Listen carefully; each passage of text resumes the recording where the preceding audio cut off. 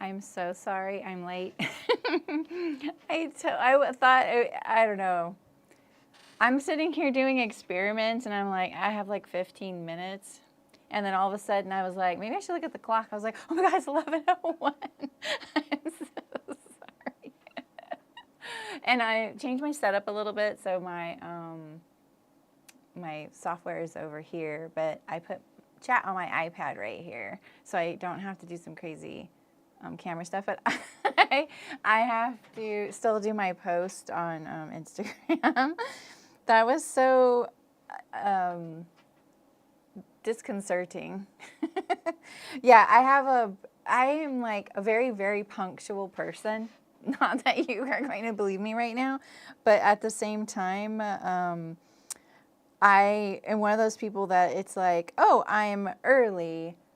So I'm just going to go do this little thing and then I'll be 15 minutes late. So if I'm early, I just leave and go because I can get really like hyper focused, you know. So Elena, I've been wondering how you are. You popped into my head last week and I was like, I haven't seen Elena for a bit. So thanks, Terry. Terry's always going to be like, no problem. Hi, Aisha. Hi, Julie. You're doing pattern work today? Not surprised. Hey, Shim. Hey, Rachel. Is it Julie? I don't know. I have no idea if I have ADHD. People have told me that, but I feel like you get this old and it's like, what would I do if I figured that out? Anyway, so I'm just going to do my little Instagram post. But I am kind of excited. I decided the last second to do a trial of this zipper fly.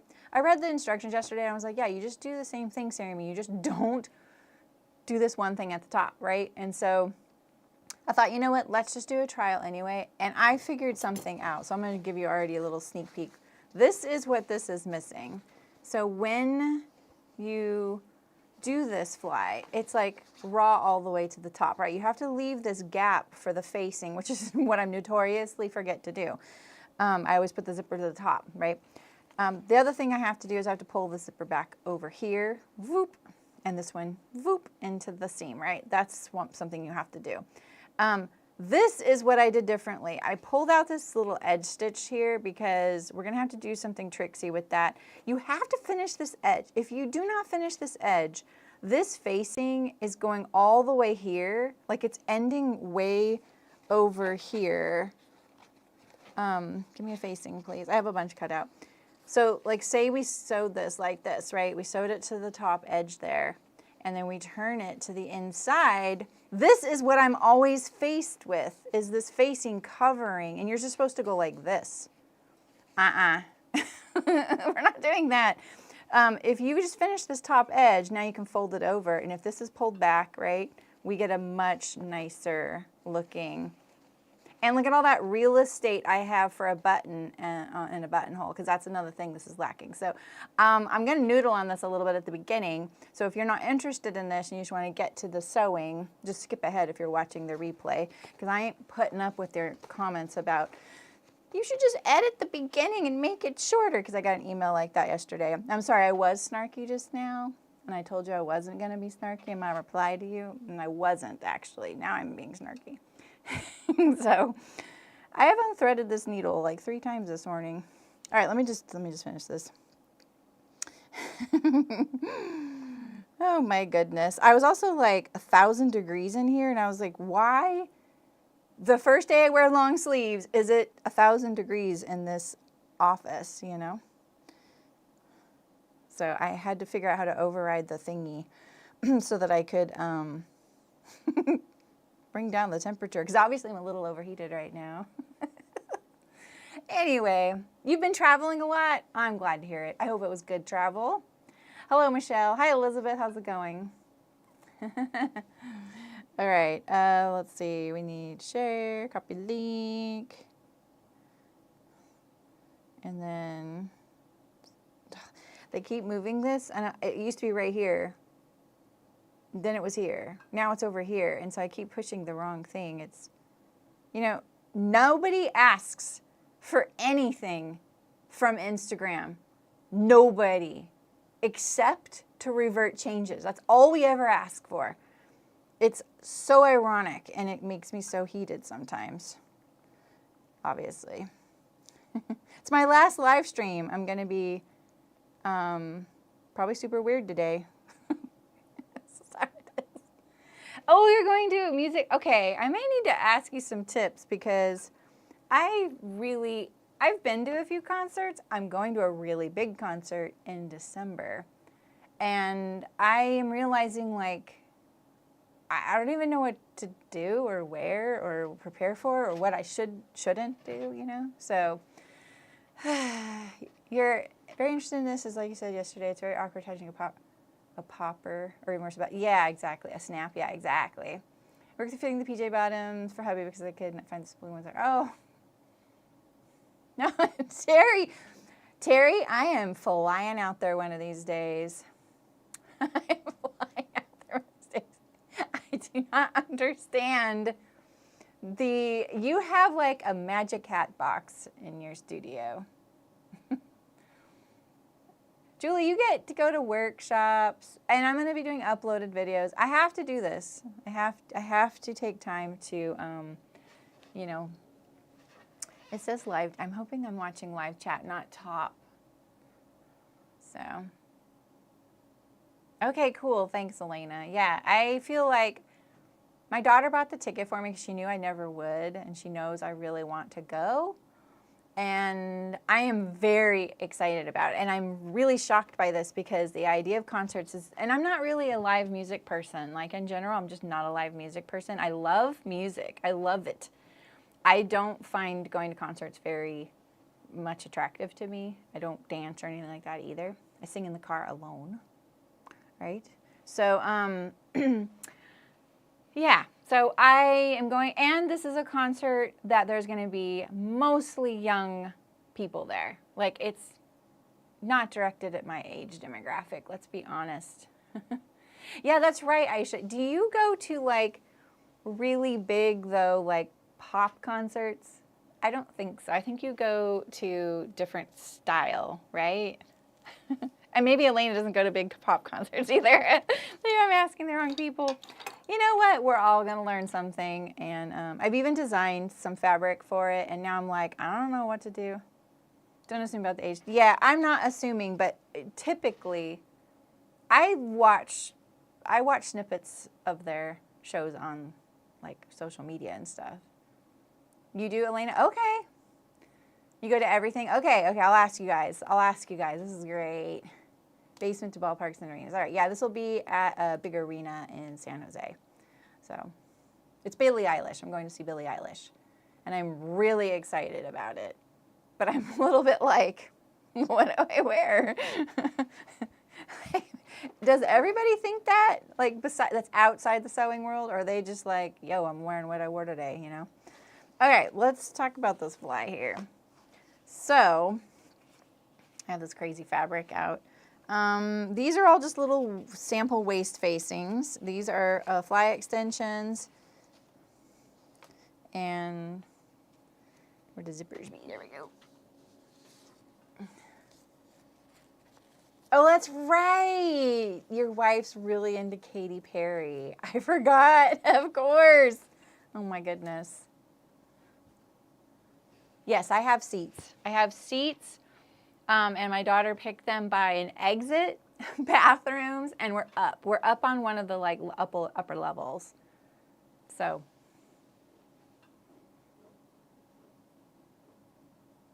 Yeah, I'm gonna stand.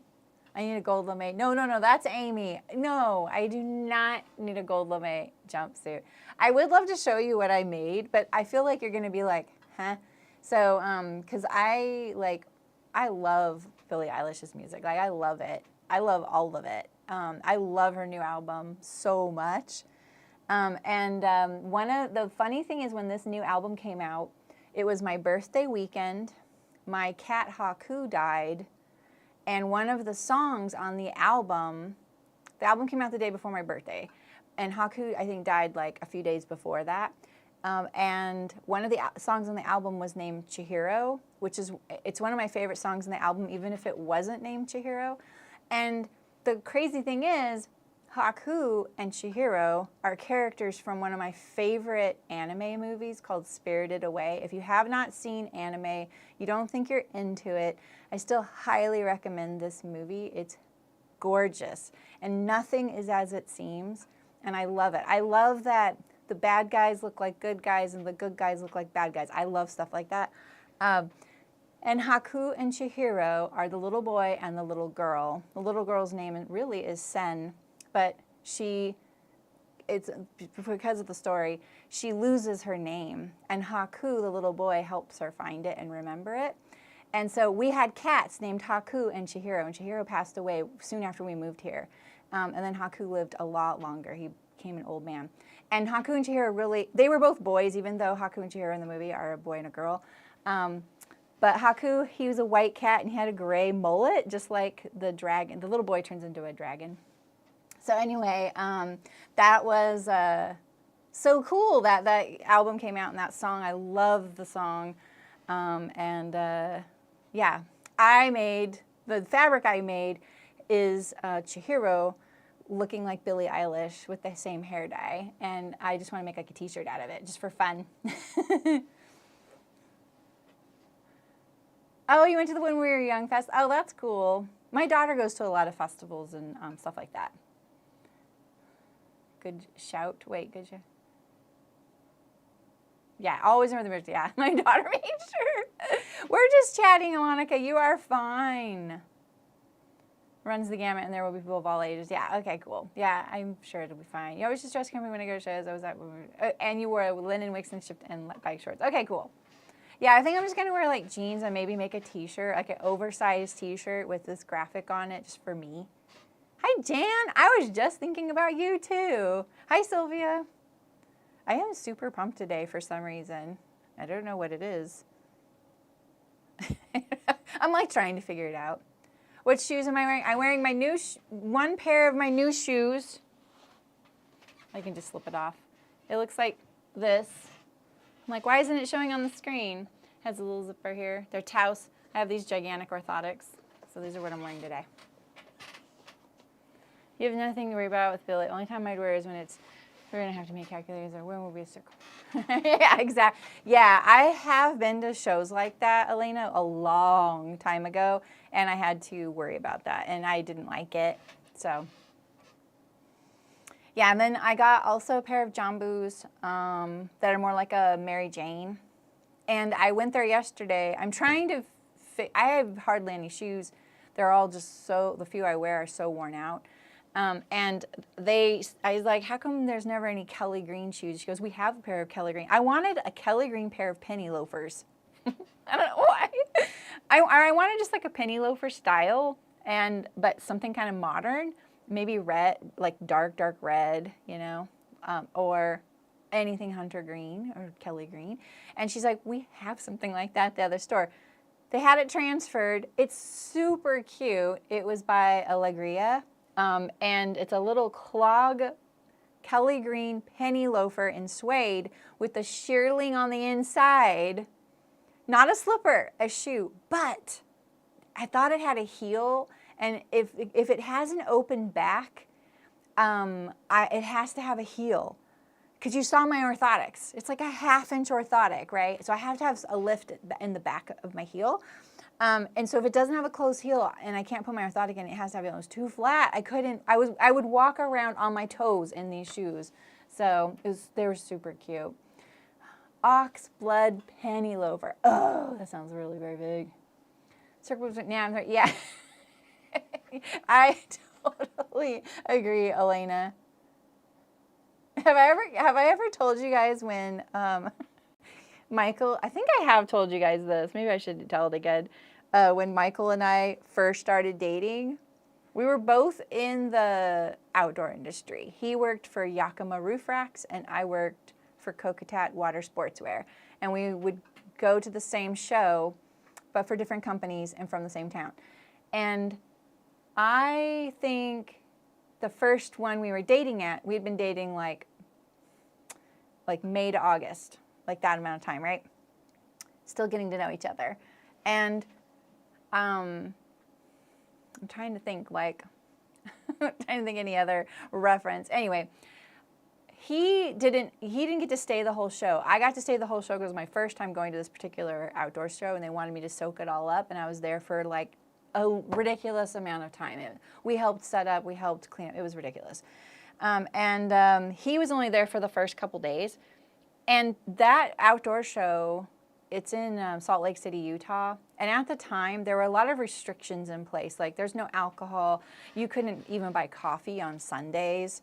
But there are these little like bars, and you have to become like a member of the bar to be able to go in, and they would have live music, and the outdoor shows would attract really big name bands to come and play. So it was really cool, and there'd be this tiny little place when we get to see music. And so Michael went home that day. I got to go out, and it was my first time going out. I do not do this kind of thing. I do not go out to bars. I do not go to things like this. And he hardly knows me. But that night, we were at this concert, which I wish I could remember. He would tell me if he were here. He could tell me who it was. And I got to crowd surf. And so the next day, people were like, yo, your new girlfriend was crowd surfing last night at this bar. He was a little concerned. He was like, I heard you were crowd surfing. No cell phones then, by the way, you guys. It's not like he could like text me and go, yo, what's up? Not that he ever would. He had to wait till I was home to talk to me. It was really funny. And that's the only time I've ever done that. Like, I did it once, and that was fine. You don't realize I was very naive about it. I also lost my clogs. Oh, that's right. There was all this like broken glass I didn't know about. I took my shoes off, handed them to someone, jumped on the stage, and then jumped down. Jumped onto the audience or whatever it is, and you get groped a lot. So it was really fun. I'm glad I could say I did it. I won't ever do it again, probably. So, and then I put my shoes on. I didn't get cut or anything. It was fine. But yeah, it was just a silly little thing. One of my very rare wild moments. Trust me. Anyway, let's get back to it. Okay. How many minutes has it been already? I can't even tell. I wish there was an up time. Oh, 18 minutes. We're just now getting sewing. That's so funny. Okay, we're going to be doing these pants. We're going to finish them up today. And I'm just going to practice a couple of, well, I think I've got this. My only thing I don't know about is what I would cut this waistband piece. This one's getting shorter though, so I'm not too worried about it. That's the 4th time I've unthreaded this needle. It's because I'm sitting in front of the machine and not in front of the workspace of the machine, you know? So I keep touching it. It's because my serger's there. So this would get shorter, so that's okay. That wouldn't mean any pattern modifications. Over here, I wouldn't open that up. I would actually but we need to bend back our zippers, so that's what we need to do. Oh, I know what I wanted to test. The other quirk about this, it's not a quirk about this pattern, it's a quirk about the width of the zippers that I buy, is that my zipper's too wide. So I'm gonna try a couple of different things here.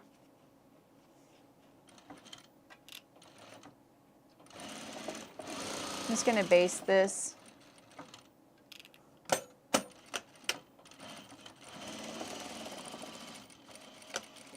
Why are you making that noise? You don't have to do that. Just chill, dude. Okay, this is the other thing I want to check. Can I not top stitch this center front? Can I leave this to a different point in time? I just don't think I can.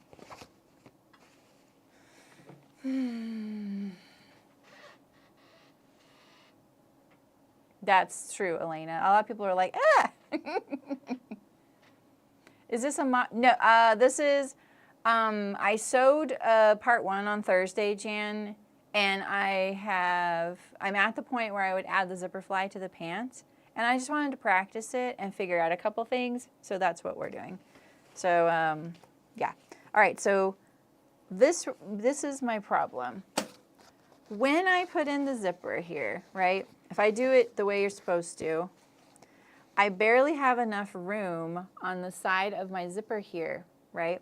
I stitched this curve from the wrong side, which I never do. I always stitch from the right side, right? I mean, look at, you can even see this little wibble right there. That's because I can't get around. There's not enough room. And this is why one of those notes that I discovered to widen this fly facing makes sense.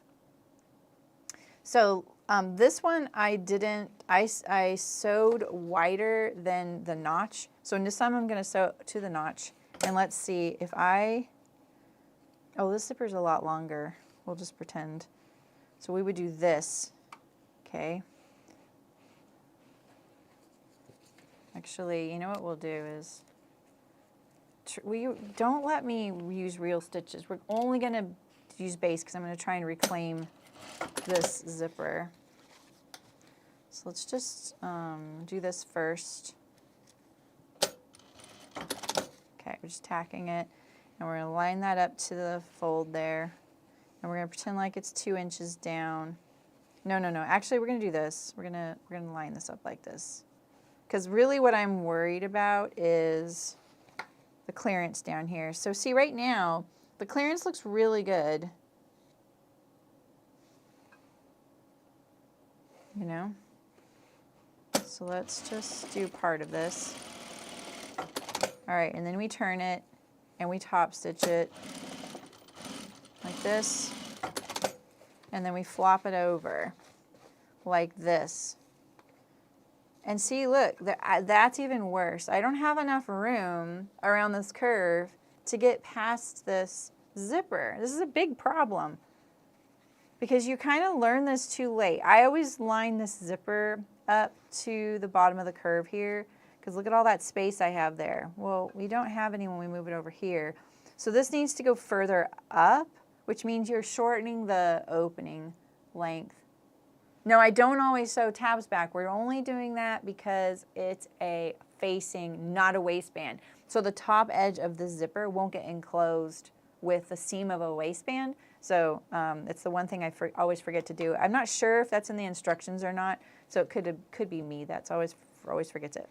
All right, so now let's say we want to try. This is one of those confusing things where you think, oh, let's see, if we need this to be further away from here, right? That means when we sew this on, it needs to be over here more. Yeah, so let me try that. Let's just see if we can, it's double stitch, so maybe not.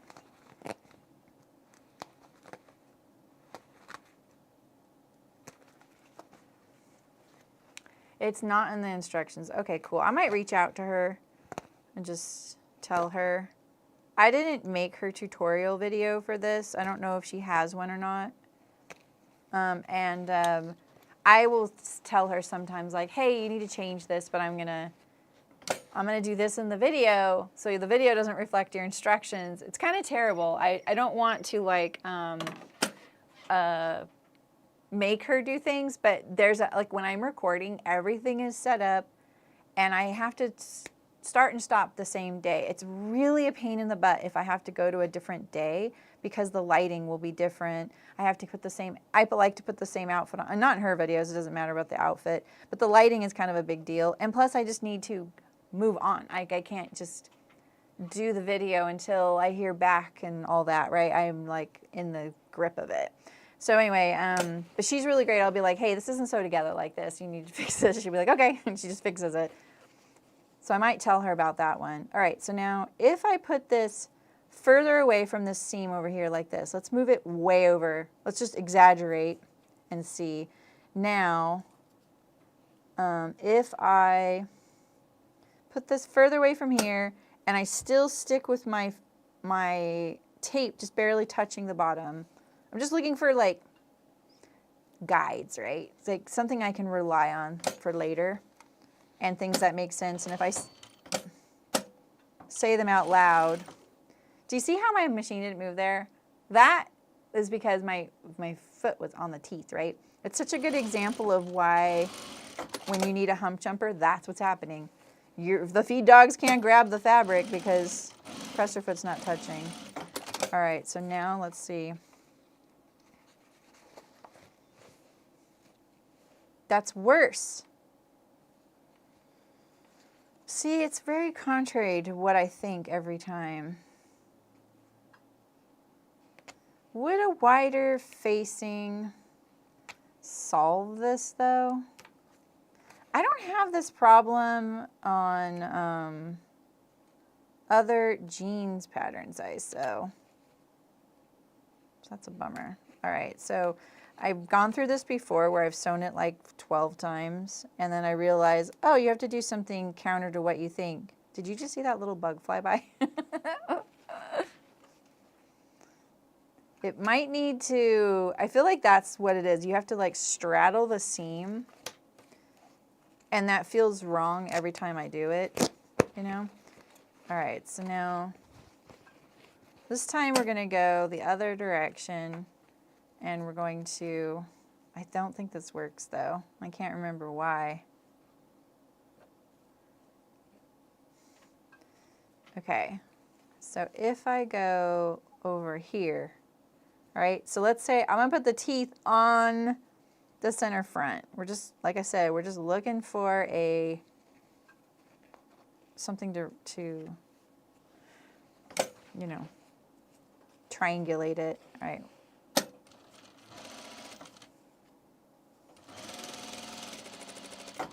All right, and then we would, oh, I ran out of bobbin. Rude.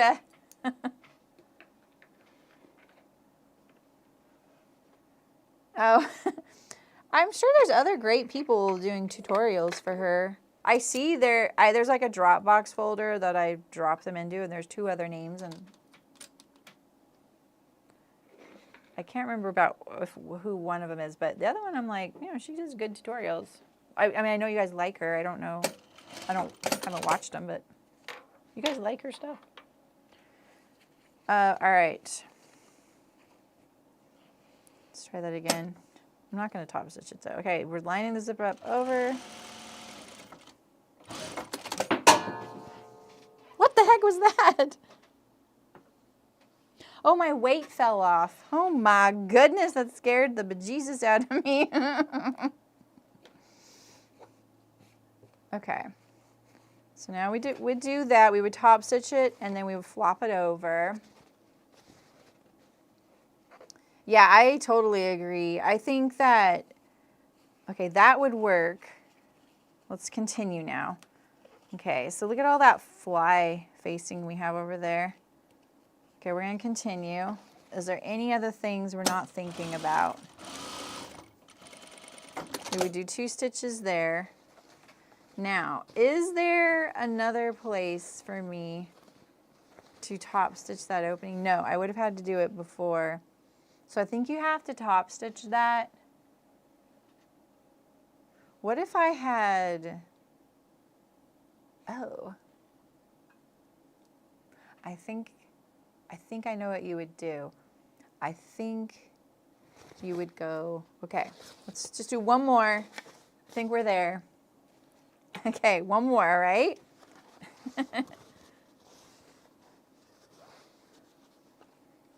Okay, so I'm using the same markings that come with the pattern. This is the other thing I'm trying to work with is what we have available to us, right? Okay, so we're gonna baste the center front from notch to circle.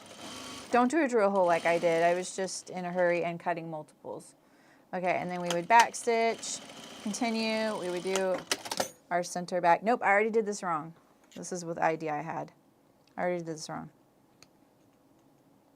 It's hard to change something you've done a bazillion times. Okay, so this is what I'm thinking. This side over here, yeah, this side right here, we're going to finish this, and we're gonna finish it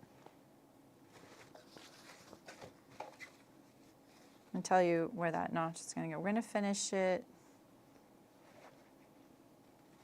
here. So like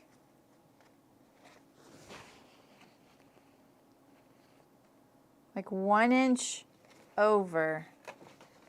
We're going to sew the left front as you're wearing it. We're going to fold it back on that. We're going to sew this for 1 inch.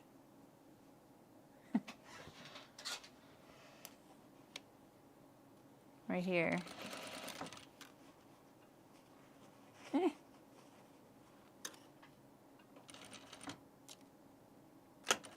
Okay, now I'm going to clip down straight to the end of that, all right? And now we're going to flip this, all right? Like that. Nope, that's not gonna work. Well, maybe I just do it most of the way, baste this. I just need time to figure this out. Okay, clip. I would have already clipped that before. All right, and so now I'm going to top stitch this. This is why I was like, oh, we need this finished first so we can top stitch all the way to the top. What if no. That wouldn't work. Okay, so now we can top stitch this. We're pressing, the fly was pressed open, and then the lower portion here at the rise is pushed to my right, which is to the left front, right? Okay, so now we have, this is what we have going on. Okay, now we're going to center the zipper face down, and it would end 2 inches below here, so the zipper's too long. It would be like this, okay? We're gonna line up the zipper tape. I'm actually not teaching you, I'm just saying all this aloud so I remember when we go to do the pants in a second. Yes, I always clip that curve. Well, you don't have to, Julie, but do you see how this seam allowance is pressed this way, but these are open? This one wouldn't be able to lay open if this wasn't clipped right here. So that's why. It limits you. There's lots of ways to do this. This is just the default way, and because I'm not trying to be fancy right now, because I couldn't really handle being fancy and experimenting at the same time. So, all right, so now we're gonna do our new position zipper. And we would have folded back the top of the zipper. And then we're gonna turn, we would top stitch this edge. I like to turn this upside down to me, and then I flop this over. All right, there's my problem. I can't flop it over. How did I do that before? So this would be like this. Oh, this is how I do it. Okay, yeah. You pull the zipper. Yeah. Okay. We're okay. All right, so now I would stitch it like this, and I would do 2 rows there. So now here we are, we're faced with this. Okay, so we have our zipper like this. So now I would do the curve, and then we would take out the basting. So we're, I'm gonna do it from the wrong side because I'm cheating. I'm gonna skip over the zipper tape just to make it easier to take it out later, that's all. But we can get by it. All right, so now we have our fly, right? Okay, and so then we would have our facing, and we would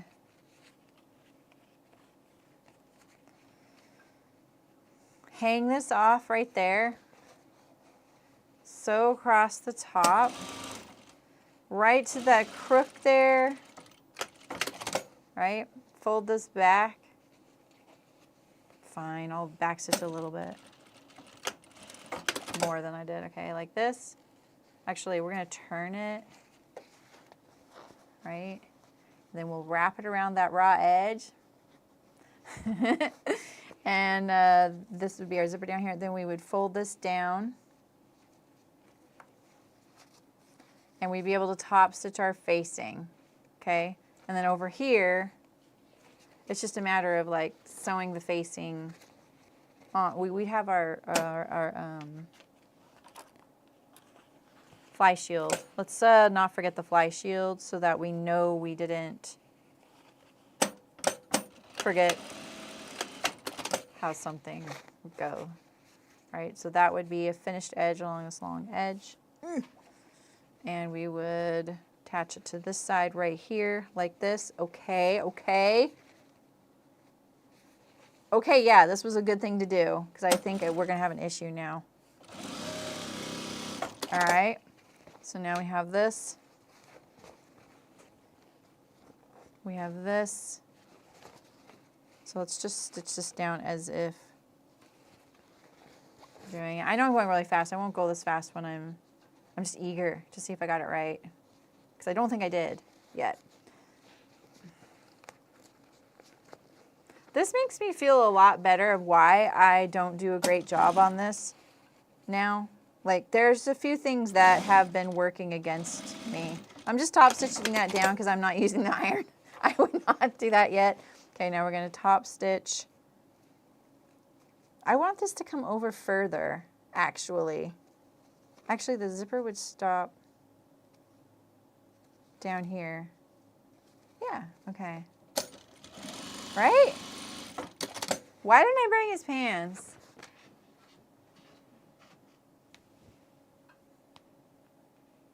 The zipper tees should hit the seam line. All right, so, oops. All right, so here we go. So this is our little, all right. And then now we have this zip extension here, and we need all of this to get finished. Is that going to be okay? Will we have room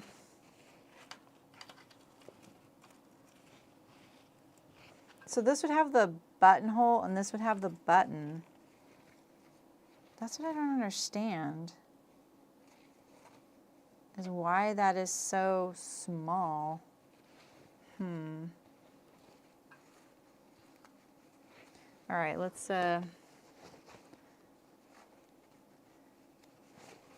I hate to say it, but this is just, it's not drafted quite right. That's the problem here. Right? So if this came down, right? Remember, my zipper ends down here.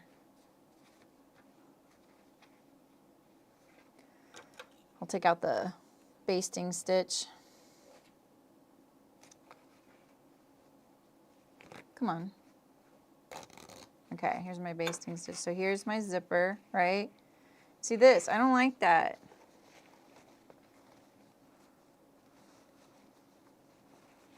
I don't like that the button is on a seam. It's not bad, but okay. So it would be like this, right? Can I stitch that down without interfering with where the zipper would end? Does this need to end sooner? Does it need to do this? I think that's doable. Hi, Sydney, how's it going?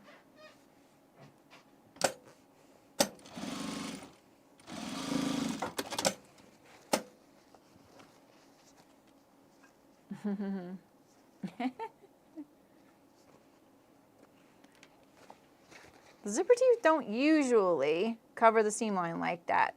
This pattern has you, in most patterns, you line up your zipper tape to the center front seam. You don't put the zipper teeth over the seam like that. I have to because of the width of my zipper, which isn't a non-standard width. So we're trying to make this work for how it is. I've made this many times. This part is always not quite right. So I think I like this. I think, you know, the little back and forth, that didn't really bug us up here. we don't need to baste the whole zipper front together, right? Because we're only affecting the lower part. All right, well, if this was here like this, right?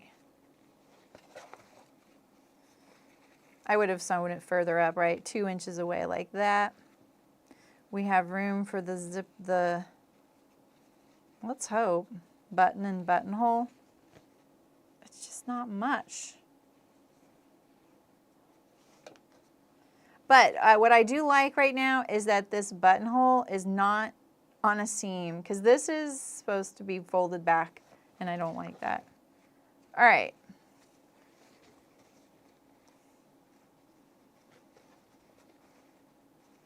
All right, I guess we're gonna throw caution to the wind and go for it. But I feel like this vindicates me now. You guys all can see, you know? Why? Every time I do this, I'm like, what is happening here? And we've tried. We're trying to, how does that happen? Oh my gosh. The thread was through the top of the safety pin. All right. Let's get you back. Okay. And everything looks good. All right. So for whoever's taking timestamps, the time right now is 42:53. Now we're going to be starting the sewing. I'm not assuming someone's doing timestamps, but I'm just trying to help you out if you are. So, all right. Here we go. This is, oh my God, I looked everywhere for these things. Here's where we're at. We have our backs. Let's brighten it up a little bit. We have our pockets are in. We have these things on. Can't remember the name of them. Belt loops. I can't remember the name because I call them carriers, and no one in the home sewing world calls them carriers. All right, and then we have our fronts ready to go. This is where we're at. I did trim off my pockets. I didn't want the pockets stay, and that's a personal preference because it's a little like a arched seam that meets the center front, and it's so visible when you iron the pants right there. It's like a little like, here, look here. And I'm not a big fan of look here's on zipper flies. We're gonna do a bias binding on the facing. So this is where we're at. We have, okay, how many times have we unthreaded the needle today? We have our fronts, please go down. And then the fly shield here. And then the interfacings for, oh no, these are the ones I recut, for the center front fly. So I haven't done anything towards the zipper yet, all right? Carriers, what is wrong, Julie? Let me brighten this up a little bit for you guys. It's freaking bright in here, I don't know why. Nothing's happening? Okay. Jeez Louise. It's probably because I'm looking into the sun right now. This is a new camera, by the way. Does it look the same or different or anything? I think this needs interfacing too. All right, we have the serger over here. So let's put our interfacing on and then we're gonna overlock that edge. Oh, Julie. Sorry you had to type that. I like that it's all caps for you. That's so funny. I had this ready to recut these two pieces, and then it's when I noticed the time. So I was like, oh my God. So thankfully I found these and we don't have to recut them. I thought I had, and that's what those are my recut ones. All right, so we're gonna fuse our interfacing here. You're gonna bias it toward the bottom end. I'm actually gonna trim this away. This seems familiar. Ugh. I want it to look nice when it's done on the inside, so we're gonna just trim this away like this. You can find out if it works on mine. Don't trim yours yet.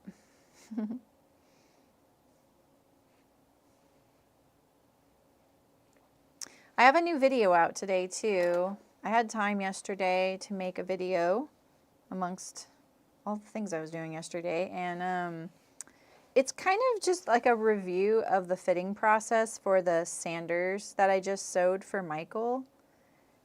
If you're looking for like, here's the step-by-step fitting, I don't do that in that video. I show you how I fitted on him and then what the pattern looked like and where I made the changes. The live stream's linked for all the fitting if you're interested in it, in the description. All right, so now we can, let's actually cut some interfacing for this fly shield. What do you think? Do you think I should just do 2 strips along the fold line? Yeah, we're just gonna do that. And then I'll just trim it off. This is what I have in here. Oh, wait a minute. Wait just a second. Not wide enough. Oh, but this is big enough. I keep stealing things from my cutting room and putting them in here. And then eventually I shuttle them all back, you know. As we do.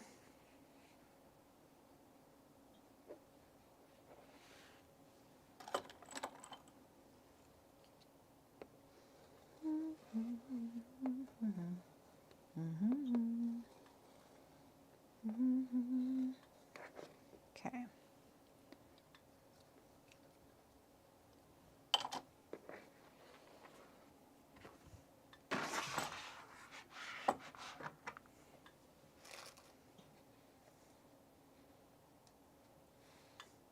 This isn't in the pattern. I'm pretty sure it's not in the pattern. I'm adding interfacing to this very not square looking piece for my fly extension. How asymmetrical could we get? Shooting. All right. All right.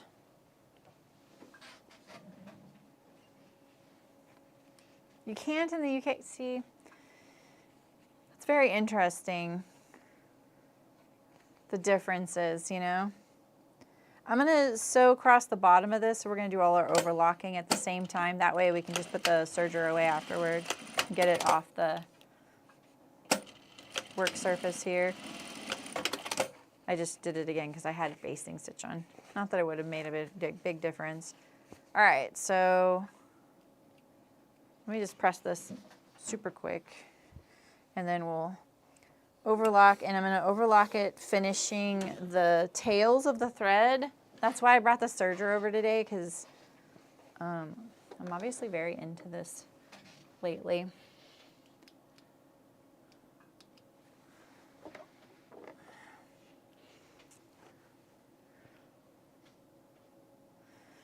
Okay, can you just not touch the thread, please? Thanks. You're moving to the US? Yay! You would probably not like it where I live, but I would love it if you moved over here. Yeah. You guys are, maybe you guys need to start your own, you know, sewing resources business. Okay, so I'm going to clip into the rise here where that like circle would be. So now I like to do this a little bit at an angle. I don't have the circle marked on here, and that's fine. So I trimmed away my interfacing here, and the reason I did that was because we're about to sew down the center front like this, right? And then it hooks up with the seam here at the rise. So this notch should always, that's your center front, that's the center of you, right? So if you don't have the notch up here, and you know what your seam allowance is along the crotch down here, you can draw a line and it should go up and meet. So if you have like a facing here or something to give you an indication, just in case you don't have that notch.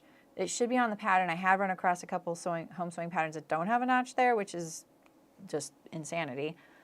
But you know, it happens. So down here, that little circle is to indicate where you're going to stop basting the center front, the way I like to sew with the fly. And I like to do this at a little bit of an angle. Like, I don't know where the circle is, but it doesn't matter. Our zipper is going to be about from like here to here, right?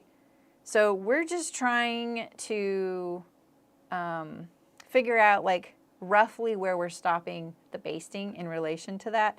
So I like to do it at an angle, not like straight across like this, because that will get thready. And if you do it at an angle, it won't get as thready. So I go like that, right? So now I have these two separate edges. And now we can overlock each of these and then overlock these two together. And it'll be a little less bulky, all right? So we'll do our shield first so you can see what I'm about to do. I just want to be honest. I don't want to hear you go, oh my God, Jeremy, it's 1,000 degrees here. I've lived in a climate that similar to probably what you have lived in and moved here, you know? So, all right, so we're going to go down. That's not the right foot pedal. Let's just turn off the industrial for a few minutes. Come here, foot pedal. I have 3 foot pedals here. Here we go. I'm just going to go down from the top.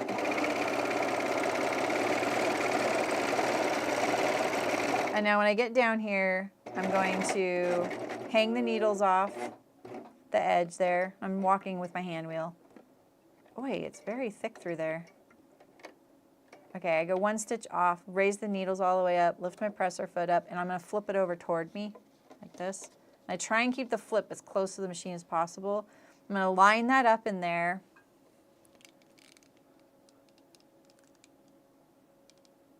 That's better. I'm still not, I can still see. Okay, so I see it moving around in there. So I'm lining the edge of this up with where my needles are so they can start sewing. But the threads have gotten slack. So I grab these 2 threads here and I snug them up a little bit like this. And then gets rid of the slack back there. Don't let the blade cut the threads. If you want to drop your blade, go ahead. I don't like dropping the blade. I'm going to do a couple of walking the stitches since it was so thick down there. And now we're just going to go up for like an inch. And then off. And then we get a really nice edge right here. See that? If your fly shield, if you're doing this on a fly shield that has an angle, I feel like I'm shouting at you. Am I shouting at you guys? I'm sorry. If your fly shield has an angle, or actually be like this, that you might find that there's not as many threads that will wrap around it. It happens.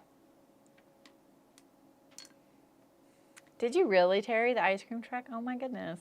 I love the ice cream truck. The ice cream truck in Chico, I kid you not, has a gigantic parrot inside. Oh, it's a beautiful fall sunny day here today too, though. I'm not shouting. Okay. Okay, so there we go. We have a nice clean, right? And we don't have this hanging off. That'll get in our waistband, so we're not worried about that end. All right, so now let's do our curves. My thread's really heavy, and I was noticing my tension here. It's like okay here, but not here. Kind of curious why that is. That's the needle tension. I feel like. All right. So now we're going to do the same thing this time. I always like sewing with my serger with my fabric right side up, like the right side of the fabric right side up. So I'm gonna do this going down from the top, flipping like I just did on that extension, and on the other front I'm going to start from the bottom. So I'll show you how I do it when I have to start from the bottom too. Like start with the clean end. I have my stitch length really dense. I like it like that. All right, so now because we have the clip, we can do this. We're gonna come down. I can't see around the camera. We're gonna go 1 stitch off, raise the needles all the way up, lift the presser foot up, try and flip this without pulling on it too much. It'll feel terrible when you do it. It'll feel awkward, just so you know. All right, I'm butting this up against the blade. I'm gonna snug up those right hand threads. Put the presser foot down so that the back is kind of lined up where the needles are. Don't cut. Don't cut. You just finished that edge. And then we'll sew for like an inch. Don't cut. And then pull it off. I pull it off really hard, like a right angle. And then I snug it up like this and then trim these further. Sometimes I'll keep doing this until it's gone. Best I can, you know. Funky. My old serger chained off, this one doesn't. So now we have that little finished edge. And then this one, here, we can start, no, we're doing those together. Oh my goodness. Oh my goodness, it almost created more work for me. Okay, so this time we want this to be the clean, and we're gonna start with the end that needs to be clean finished. So I'm gonna start on the wrong side up. I'm gonna approach the end, just like, I'm kind of doing this in reverse, right? So do that little inch. Don't cut your pant. It's so not funny if you do.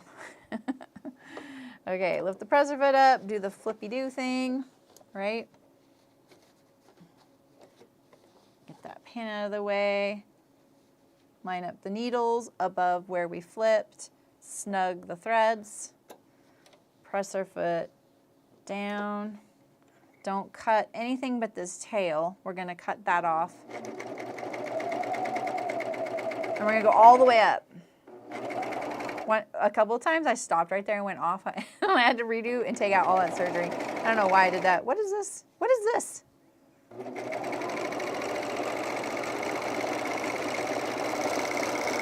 Somebody didn't know how to cut very well. All right, so now we have our fronts nice and finished there, right? Not bad, okay.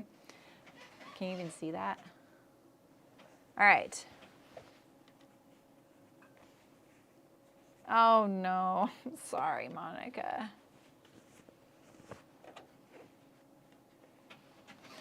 Okay, so I'm gonna do my center front seam and this little, which edge is it? Which one is it? We're not joking around here, people. Okay. Yeah. It is this one. Okay, it is the left front. All right. We just have one more thing to serge, so we just need to finish this first. All right, so we're gonna sew this right sides together. So now we're getting into this zipper fly thing. Okay, so we're going to fold this right sides together at that notch, and I'm just gonna sew for maybe a little.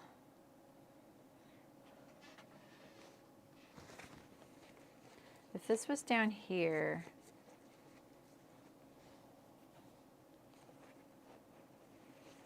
because it'd be like here. Yeah, that works.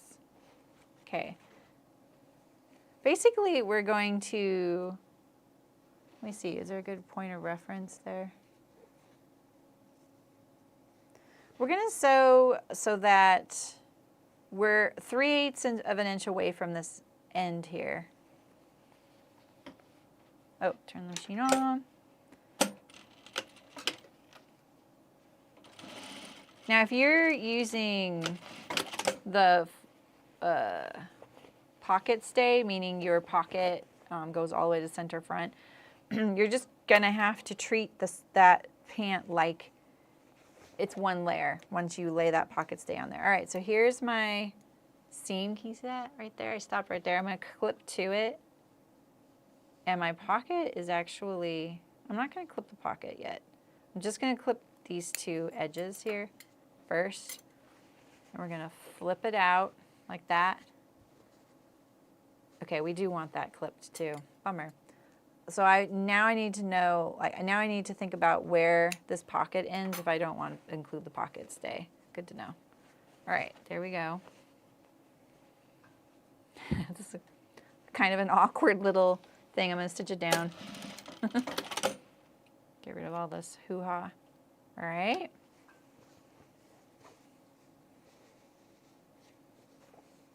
Okay, so now we're gonna do our center front seam.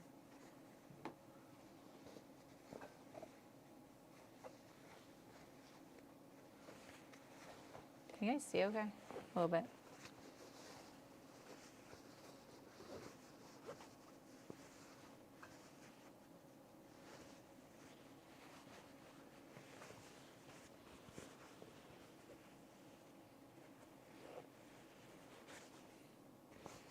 All right. I think I'll start down here from the bottom so I can kind of get my sewing legs under me while I approach that awkward spot I just created for myself. Let me just move over there, okay? Cramping my style here. All right, so we're gonna line this up. Sew this at the 3/8 inch regular seam allowance.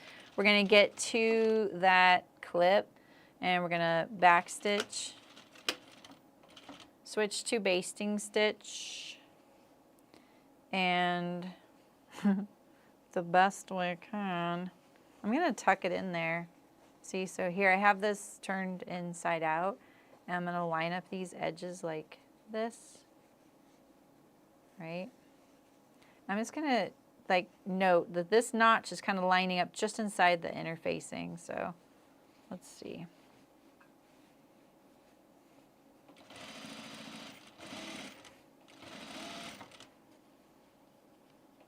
Let's just go to the top of the interfacing, honestly, like that, because this is where the zipper is. Let's try that. All right, now I'm going to turn this little waist finished edge, and let's go press.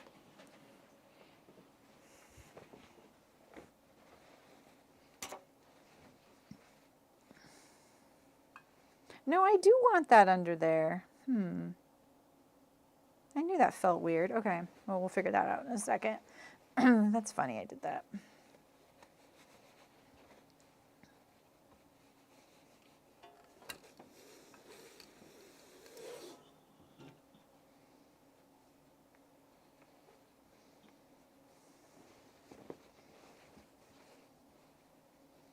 Oh, I caught a little... There we go. I was wondering why that was acting weird. Yeah, see, I don't want that to fold over on itself. So maybe I should take this out, go over there, and do that.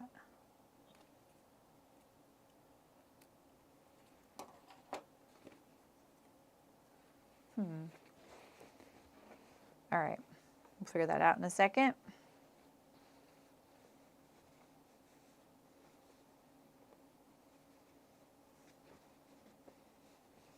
Nice and flat.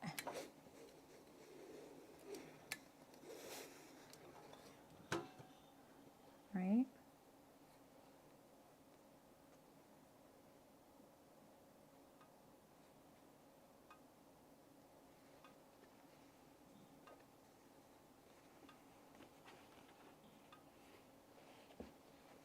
I can get my pocket under there a little bit. Sort of want to pin that shut so I don't stretch it, you know? There we go, like that. Take your dog to work day.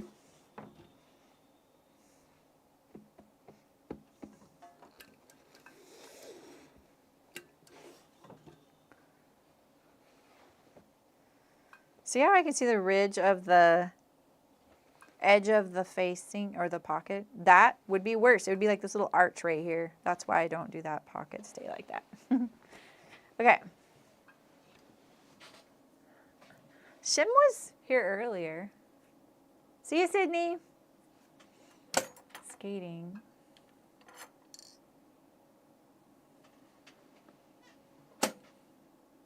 Yeah, that is like a heart in your throat type of moment for sure. I know, Monica. Okay, this right here, I want to refine this just a tiny, tiny bit. I don't really like taking out my stitching, but if I stitch it like this,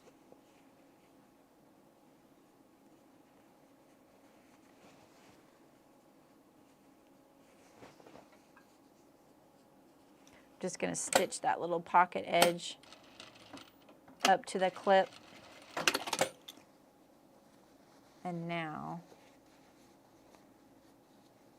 turn it. Just a little thick. There we go. Now it lays in there flat. All right. All right, so here we go.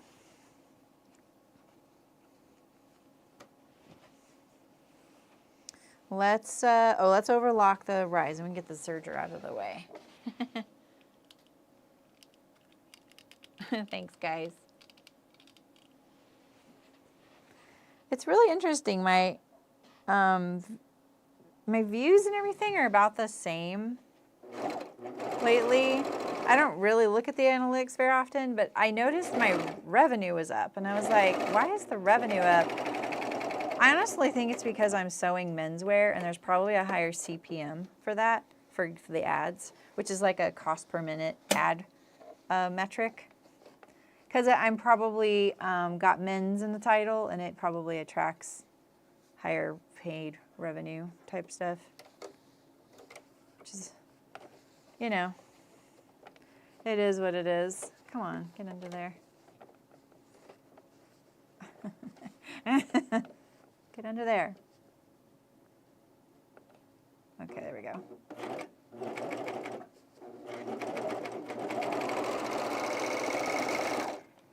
Didn't quite get it under there, did I? Hopefully our fly extension will cover some of that up. There we go. Now we have our fly. Oh, we need to top stitch our center front now. Now we're into sewing this fly. I'm gonna get rid of this machine here.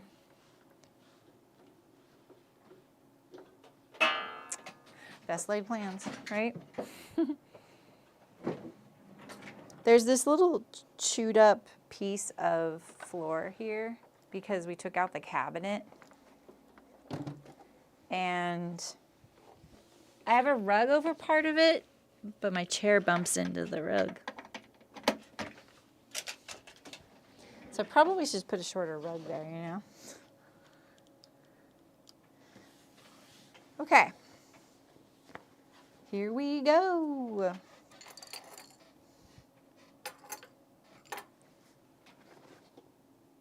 Where's my zipper? Here it is. So I have a very tiny zipper. See you, Elizabeth. Nice to see you. Have a good weekend.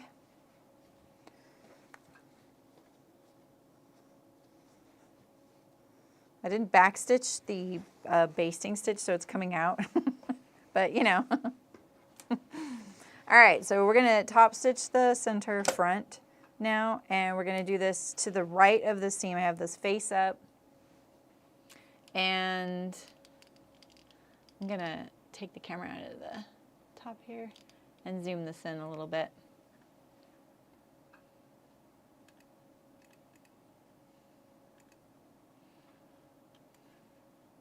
I have two monitors, and every time I open the little window to adjust my camera, that tiny little window jumps over to the other monitor, and I do not know how to get it to stop to do that. It's really annoying. I'm going to take this down because I'm going to take this up. Look at that, we're getting a little more moire effect on this twill.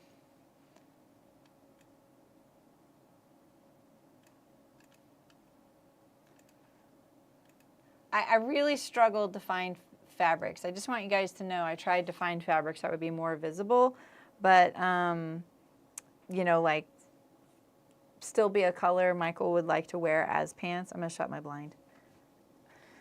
it was hard. They just didn't really have a whole lot to choose from that I could get quickly.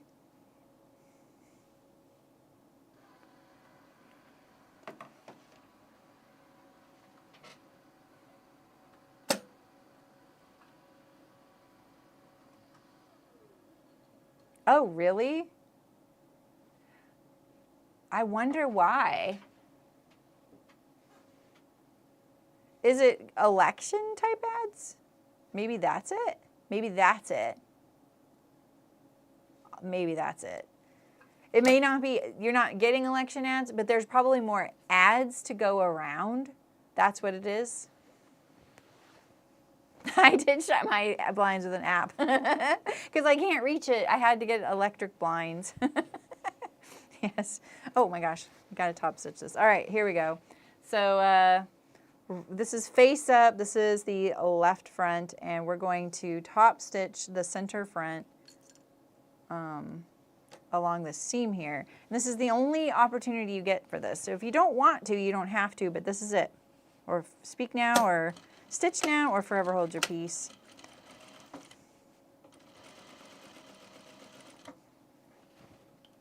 Still in basting stitch.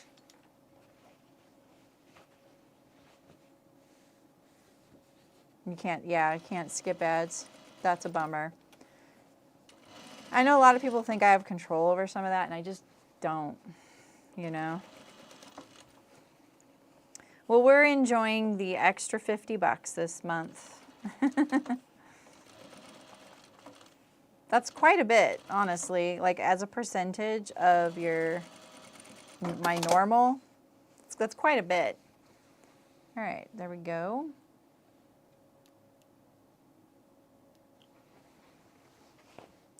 Now this is face up, or wrong side up. You know, Rachel, I liked hearing that because I feel like doing that too.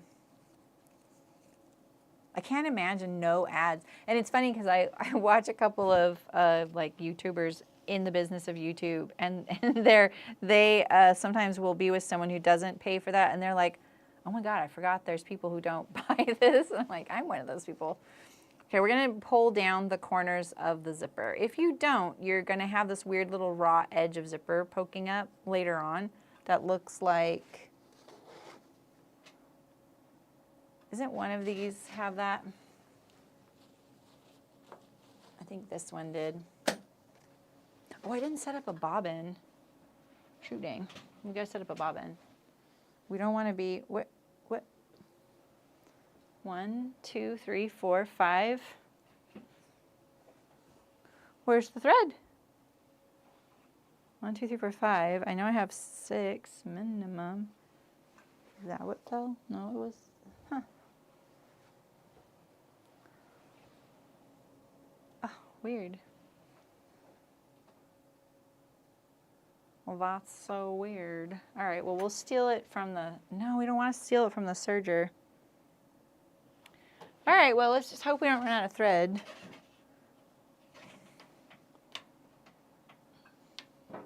There's not many places for it to go.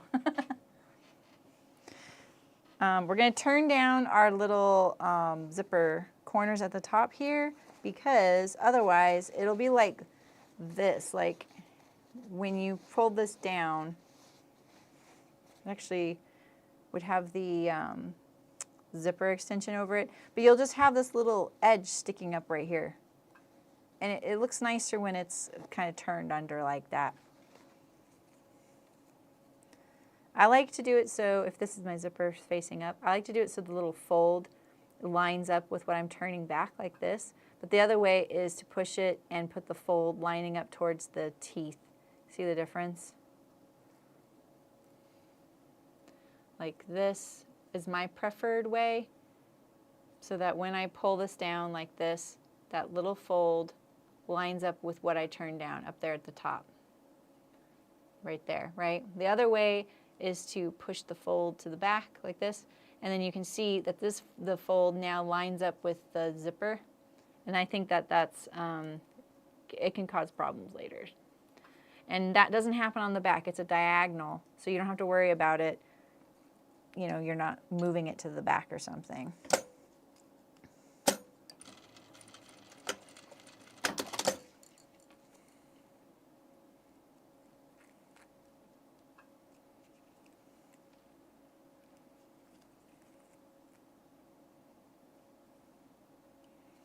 I've tried blocking ads, like some of the one like that. I am not saying their name on my channel, but they do workout junk, and the word SHRED is in their name. Please do not type it in my chat if you know what I'm talking about. I want to punch that guy in the nose more than once, and I want his ads off my channel. And whatever doctor, who's the doctor that was from Oprah now endorsing him, I'm like, I could punch him and his wife in the nose too. I'm like, no, get that workout junk off of my channel.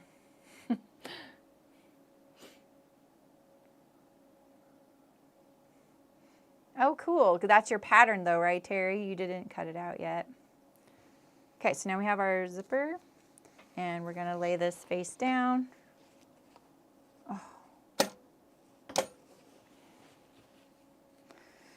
We're going to line up the tape to the bottom. I'm going to center my metal on top of the seam here. We're going to pick this up, and we're only sewing it to the fly facing that's on the right front. I probably should put on a zipper foot.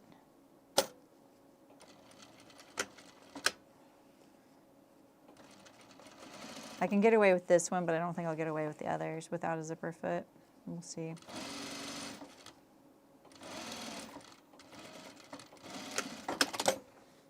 Like that. Okay.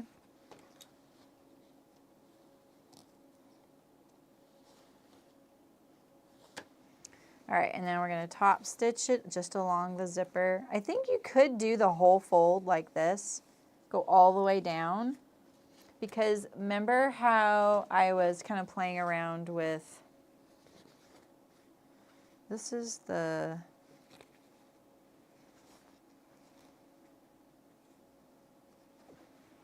yeah, so it's on this side. Yeah, exactly, I am right. So see how right here, this is loose right here? We could at least get a stitch going down all the way from here, all the way down, and I think it would look nice. So I'm gonna do that. So I'm sort of folding it back up here in line with what we just sewed, starting at the waist and going all the way down.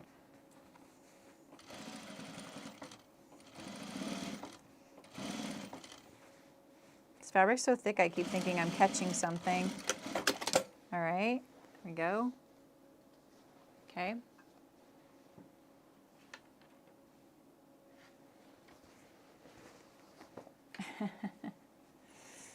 All right, so now I always turn the pant upside down, and then I let this flop over onto this fly facing, and I pick them up separate. And again, we're doing the same thing. We're sewing it to the fly facing. You want a couple rows. You don't get to top stitch this one, so you just got to do 2 rows, and that will make it more secure. Ooh, this is where I need a zipper foot. I can't slide the zipper slider out of the way because it's like tucked in there now. I think you should do those 2 rows kind of one next to the other. Mine are more like one on top of the other because I didn't switch to a zipper foot. All right, so it's looking like this. Just getting rid of some threads right now. Okay, so now I've thought of 2 of my changes, right? So now we're going to do the curve down, right? Put this up, pull this nice and flat like this, and you can pin it if you like, but we're going to sew from the right side, so be careful with your pins.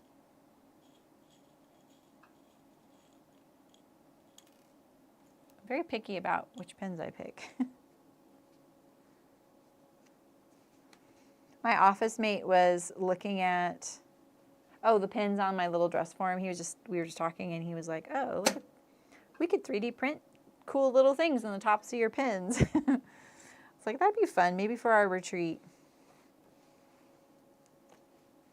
I'm gonna get my hero marker, this thing, and just trace the outline of my fly to the other side. So I know to stay next to that. Can you see it? Barely. That little curve there.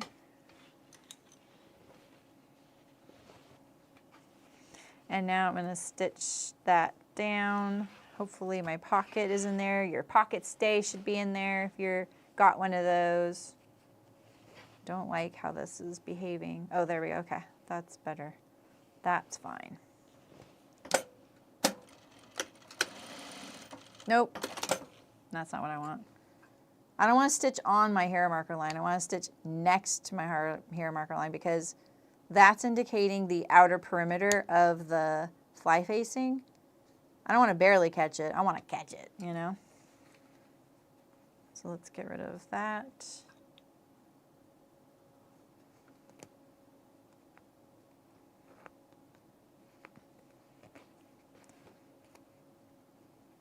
So I usually line up my presser foot to that hero marker line.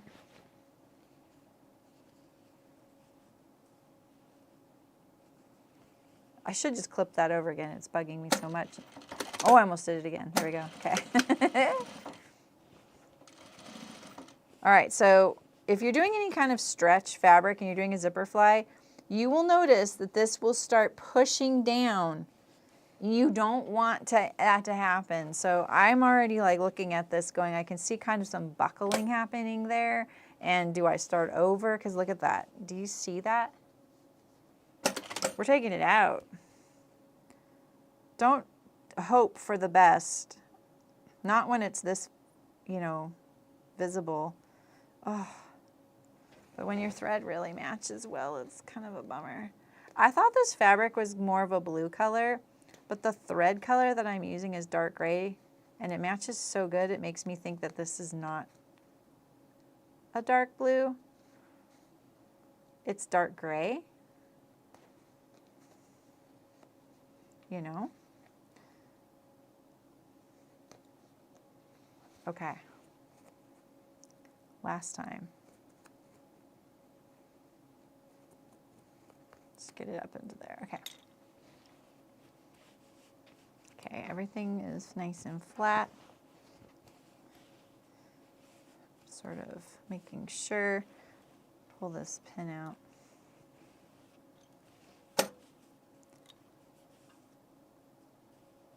Pin it from this side.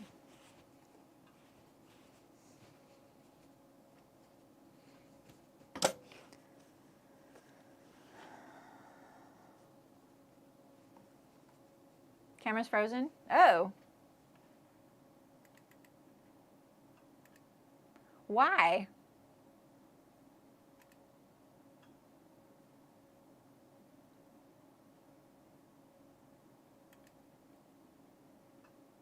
That's weird.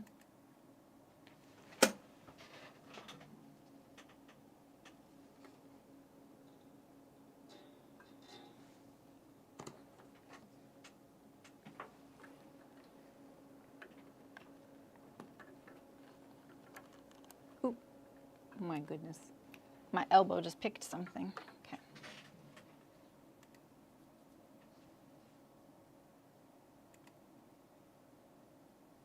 There we go.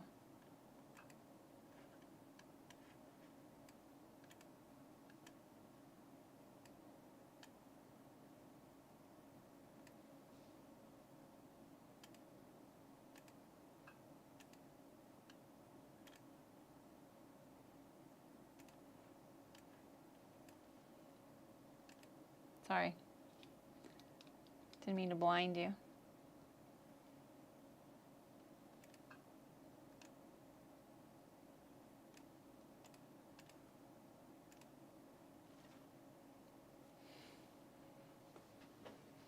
Okay. You haven't missed anything. I'm like, I have this little bubble right here. So I'm actively trying to drape it out. I don't mind it being up there in the waistband seam, so I'm going to pull it like this, and I'm going to sew next to my top stitch line. It's going to be a little messy looking up here. You know? No buckling allowed. There we go. Okay, so here's my hair marker line right here. I'm going to lift up my press foot occasionally. There's so many layers and thicknesses that things will shift. You know, those different fabric layers, they'll shift on you. And you have to make sure you don't get those bubbles. Especially with twill. Twill wants to, you know, stretch a little bit.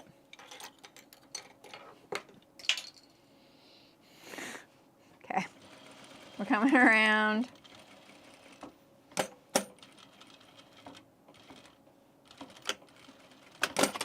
There we go. There we go. What was the sewing fairy trying to tell us, huh? That we lost our fly extension? No, we didn't. Here it is. Okay. Here's the fly extension. This is the other thing, is this fly extension is just not wide enough. Look at that. I like it to cover the whole thing, at least the whole zipper. I also like it to cover all that mess down there. So see, if this is so narrow, when we want to stitch this, this is too narrow. Because think about it this way, like we're gonna secure this here. Maybe we move it over. Maybe we move it over. What is that gonna do though?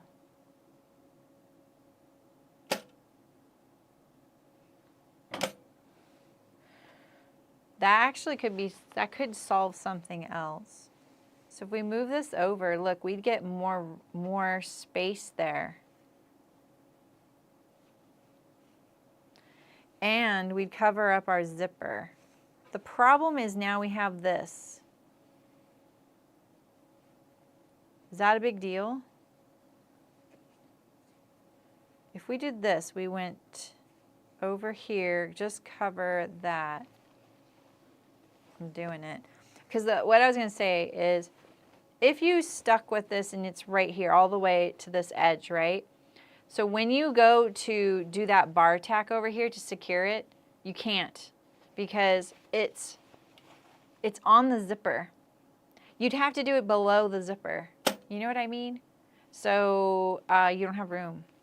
And what we want is this to cover up the bottom and secure it, and then we bar tack through all the layers to hold this over, right? Because you don't want the zipper against the body. You want to protect the person wearing this. So I'm learning so much on what I want to do with these, and let's just hope I apply all these changes to my pattern pieces later and it doesn't take me all day, because I have other things I need to do. All right, I'm gonna offset it a little bit.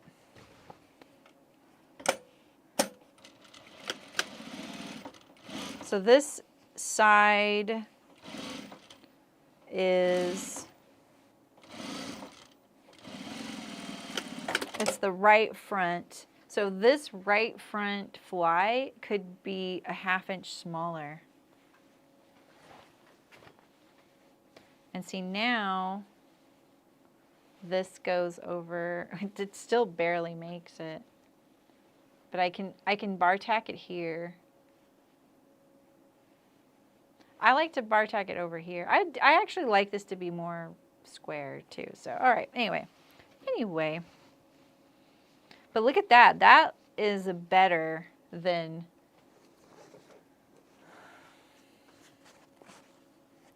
that little, we were getting a really narrow little thing, remember? See, we were getting this. That's the difference.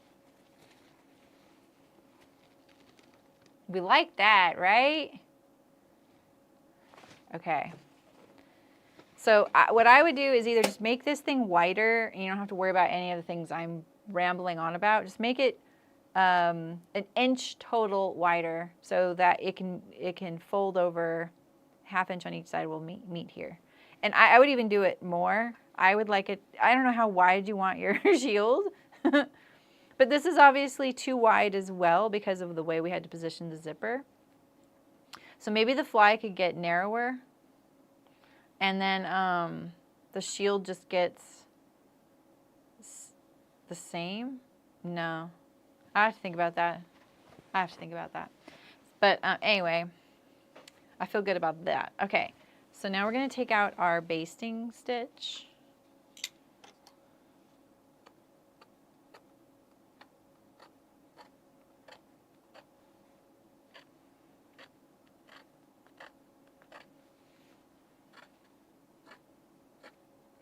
Someday I hope I get to talk to other people who make patterns and find out why they design their zipper flies the way they do, because I want them to tell me the reason they don't like it to sewing this shut is they don't like this potential like line of stitches right here that will show like where the needle holes were, you know.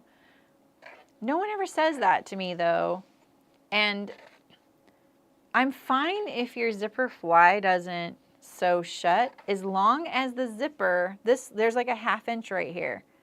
If this seam is right here, no, the zipper will show. It will peek out of that little fold there, you know. Okay, can we get a little edge to grab onto, please? Maybe not. I wanted to pull that other thread out, but oh well, it's in there. Okay. We can do our bar tack if we want right now, but we're going to do a couple of other little stitches there. So this is ready for the waist facing, and I think we could stitch this down as well right here. So this little loose bit right here, I'm going to stitch that down right through the top stitching I already put. Like that. Ooh, I am really liking how this is looking. This is looking way more how it should look. All right, we are ready for putting these pants together. Side seams, inseam, and waistband, and we're done. Okay, now it's time to unpin my legs and deal with the floppy madness that is about to happen. I'm going to do the inseams first since I'm flat felling. So you can skip ahead if you are doing your side seams and inseams and you just want the waistband.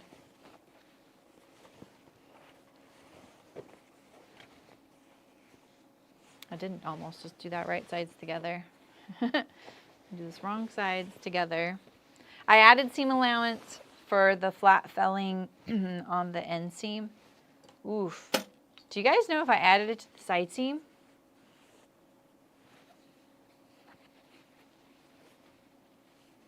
Shoot, I don't remember. Oh, wait. We do want to do some, if you want any extra stitching here at the fly, and I am going to do a little bit. I'm going to go up here. Where's my zipper? I'm going to go up onto the fly a little bit and secure it. Sorry, I forgot. I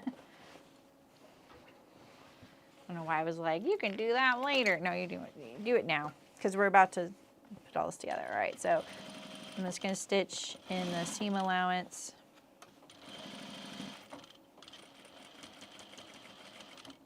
And over.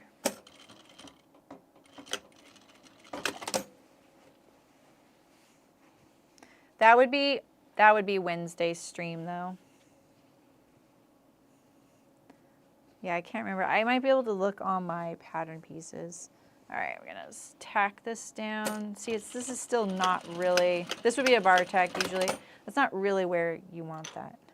It's fine, but looks good. Pretty happy with that. Come here, loose threads.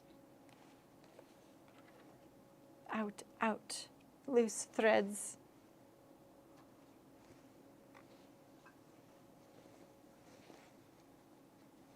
What is that? Do I cut it? I'm cutting it. All right. Wrong sides together for my inseam.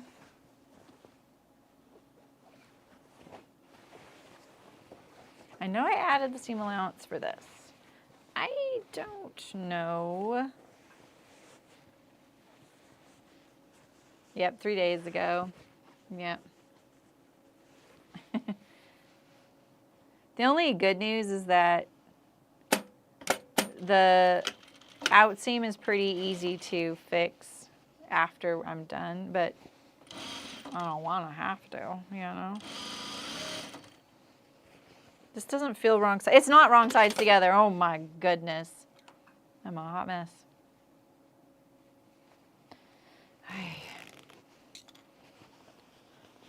That is wrong side up.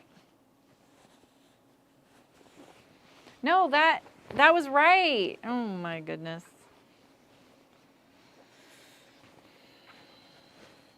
We can't get punchy already. Like we have some time to go. Better to check though, right?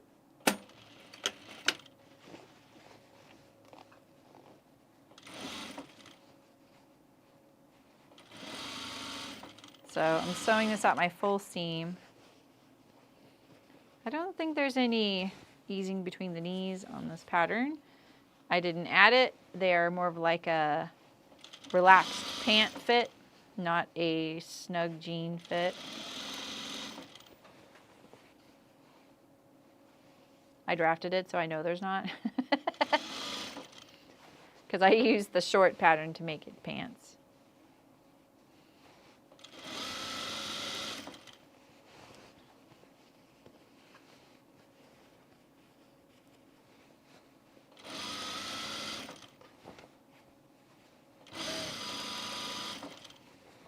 Okay, I think I managed to offset these seams finally for the first time I did it in the right way.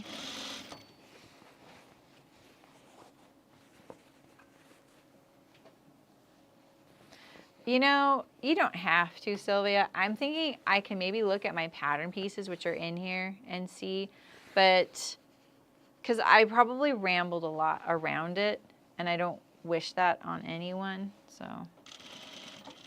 contrary to what people think.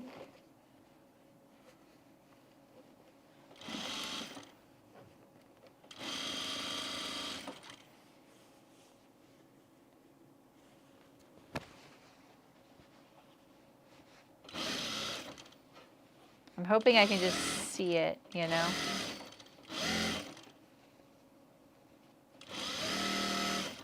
I should be able to because I traced off the pattern first.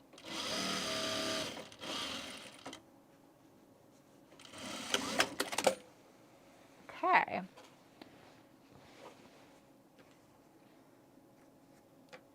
We're going to trim the front down.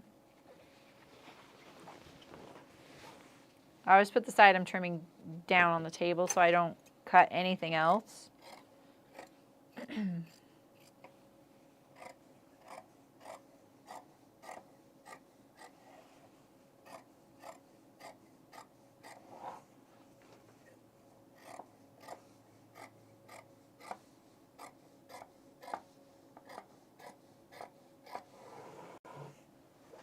You're already there? What do I say? How many devices do you have open?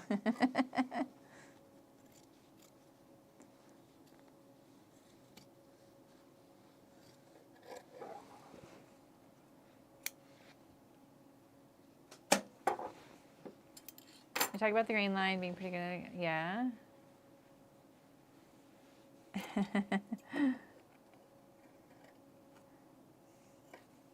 That's right. Anytime I see pants, like pants patterns with the hemline not perpendicular to the grain line, it physically hurts me to look at that. I can't even I just, it's kind of funny. There's a few things there's a lot of interpretation in drafting. Like you can definitely, like it's not like we all got handed a, you know, rule book when we were, you know, placed on Earth. Humans, I mean. And, but there are certain things that logically, I'm like, no, the grain line's perpendicular to the ground. Your hem is parallel to the floor. When wouldn't it be unless you were doing a high-low? All right, let's go do some ironing.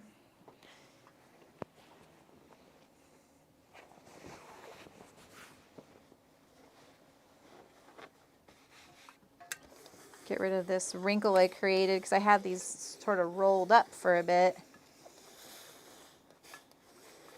while I sewed them. Might have to wash these. It's pretty good wrinkle, huh?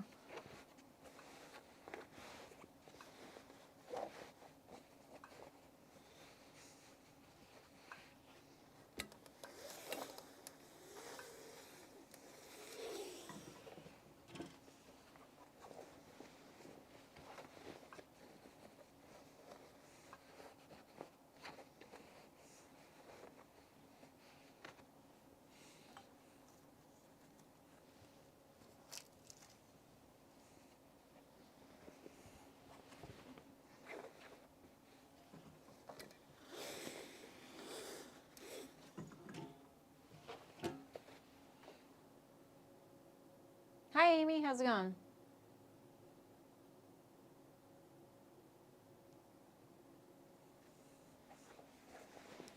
Thanks for watching the new video this morning and commenting.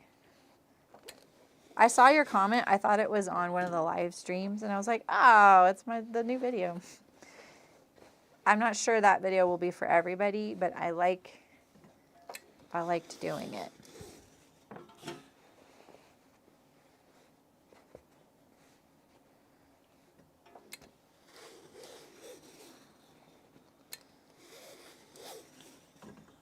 Okay.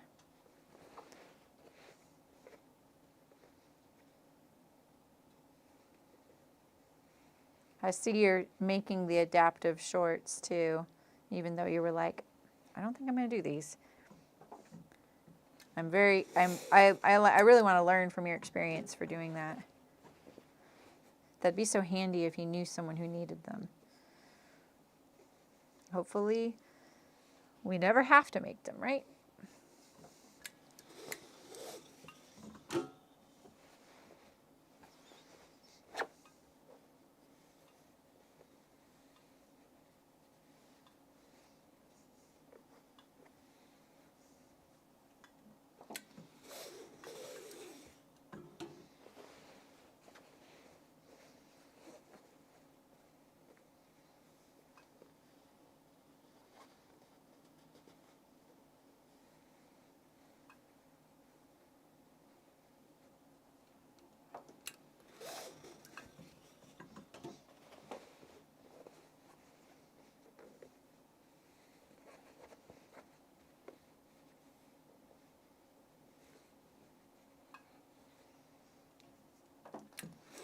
We're just in an ironing ASMR portion of the stream.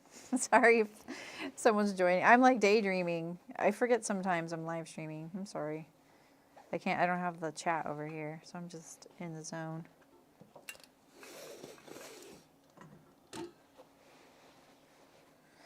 I can't believe I forgot I was going to wear my Halloween shirt today. Every year I'm like, I never remember to wear my Halloween shirt. Halloween comes and goes, and I'm like, maybe I should pass this on to somebody so that, you know, maybe someone who doesn't, you know, who wants a Halloween shirt. And every year I'm like, no, it's cute. It's a Heidi Kenny print from Spoonflower. And I was like, oh, I'll do it on my last stream. I didn't remember it until today when I saw a swatch of the fabric. It's like, oh, yet another year. Because I don't know anybody. I'll wear it around town. That's my pledge. I'll wear it maybe tomorrow.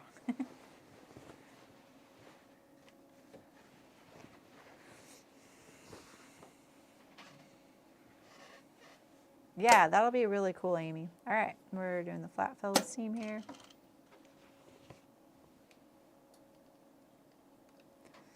This is the inseam still.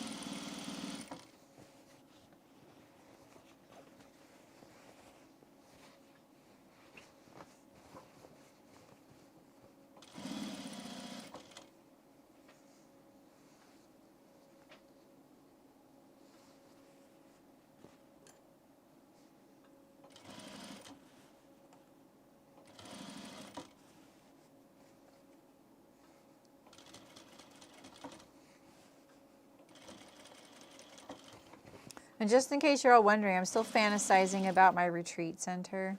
It's been fun. I'm already like, okay, the machines have to be on casters.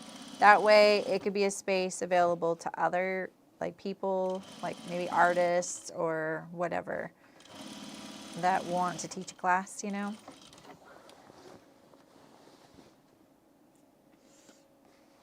Oh yeah, Jan.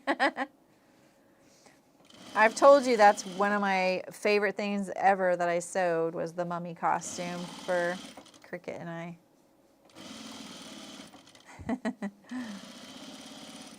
I love it. I really need to make a stocking. I keep forgetting about that.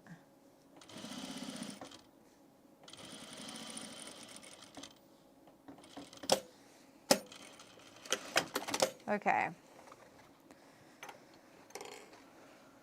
Side seams.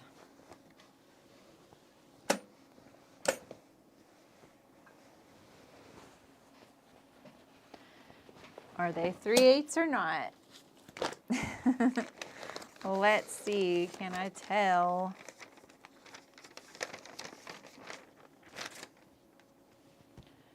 That says no right there. And there's the quarter I added at the center back for the back. Let's see if the front is clearer.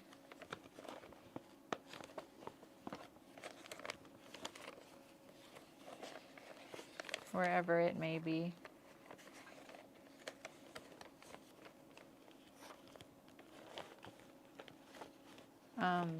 Oh, it must be in the other room because I was cutting out the pieces for trying out these flies. All right, I feel better about it. Monday, what? Uh-oh. Just a minute.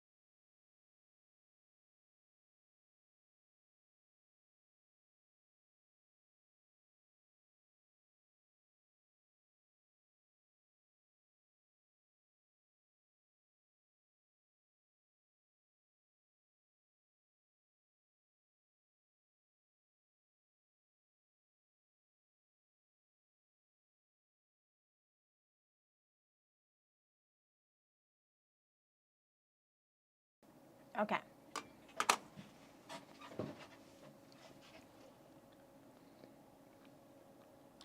Oh, really, Rose? Oh, side seams? No, I'm not going to do it on those side seams. And that's because, you can hear me, right? Sorry, I have to chew gum. I get a tickle in my throat sometimes. I can't do the side seams because the inseam is done. I can, but it's just way too much work for the payback. And so what I do is I'll do the side seam and I'll overlock it. I'm fogging up my glasses. And then I stitch it down. Yeah, it's really hard, Rose. I don't think it's worth it. Like, and I love flat felled side seams, but it can be really hard. No, go away. Stop looking at your pants. Michael, I want to tell you, I already failed us for our ballots. I didn't drop them off at the library, and they're probably not open after my stream, so I'm sorry. That was not the forefront of my head.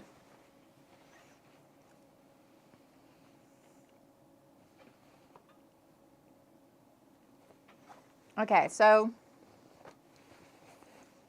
if you do these, you know, right sides, like wrong sides together and right sides, it's really hard to get in down here. Like you're sewing like this, and it's pretty tight. I'm not saying it can't be done, Rose. I have done it. Oh, it's outside? Okay, I'll drop it off. It's outside? I don't know. That sounds dicey. You trust things more than I do. All right, we have 3/8 inch seams. I have done flat felled side seams probably maybe twice on my channel. And the Esmond pants by Cashmerette, they have a flat felled side seam, but they don't have a flat felled inseam. So that would be what I would say is I would choose one or the other. If you would much rather have it on the out seam, you could do that and then do your inseam just differently. You could do a French seam and then stitch it down, you know, that would work.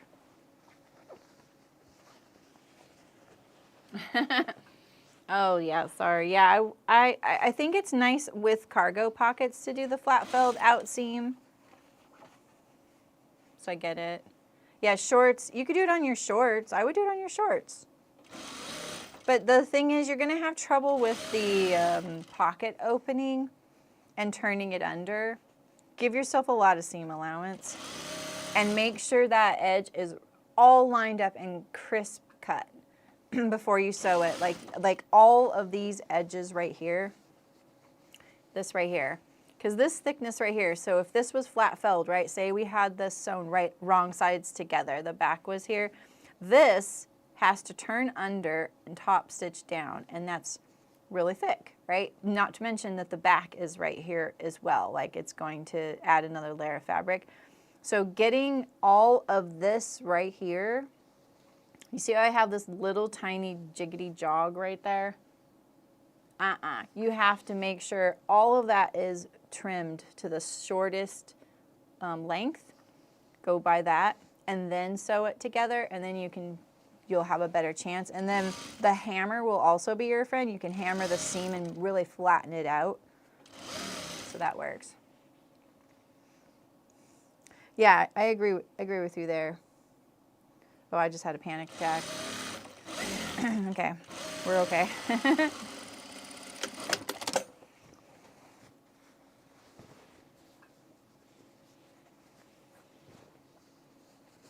Yeah, I'm sorry, Rose. I thought I said that at the very, like on Wednesday, that was my plan, was not doing flat fold side seams. I was wondering if I gave myself more seam allowance though, and that was one of the things, so. I will top stitch the side seam down just for the bulk, but that's about it.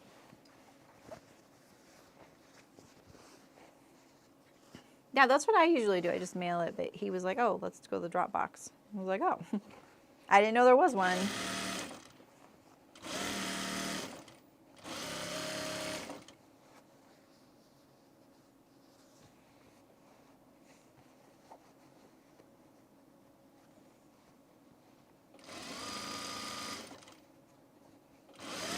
Man, my cutting is just, it's really terrible.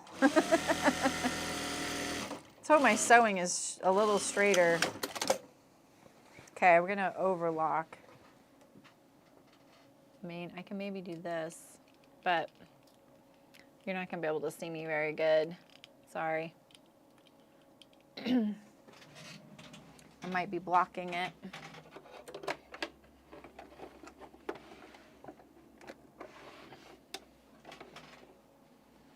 That's not too bad. Let's do this so that I'd like to do it with the front facing up. Oh, that's a good idea, Amy. I wonder if they do that every day.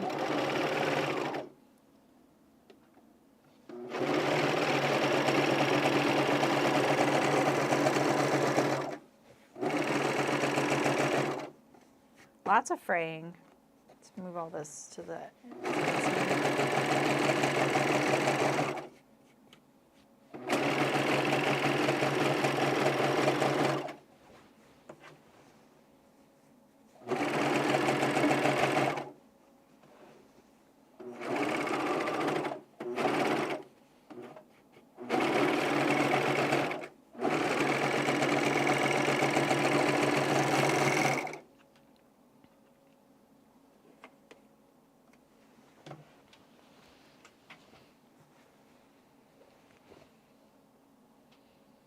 I think I can make this so that I can see it better right here, this chat.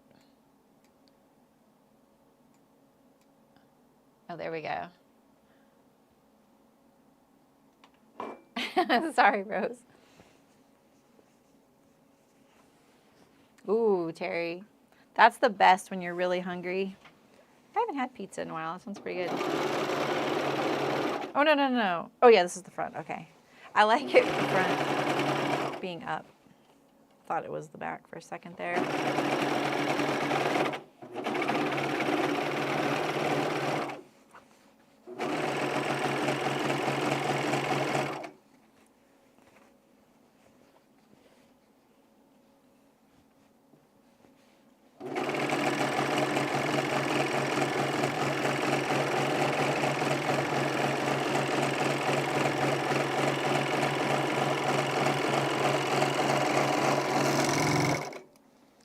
Okay.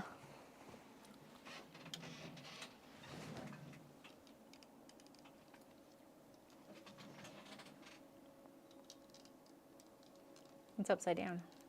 All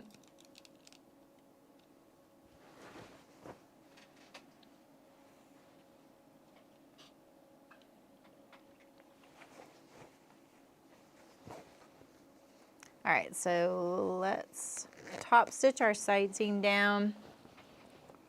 I'm going to press it toward the back, and then I just go to the bottom of the pocket bag. I just feel for it. I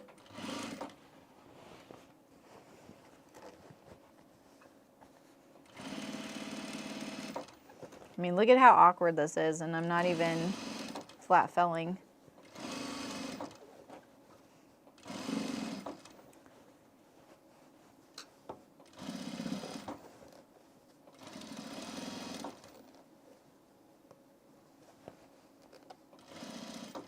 Where's the pocket bag? Oh, okay, what I did. We already passed it. How much further past did we go? Quite a bit. like 3 inches past. That's funny.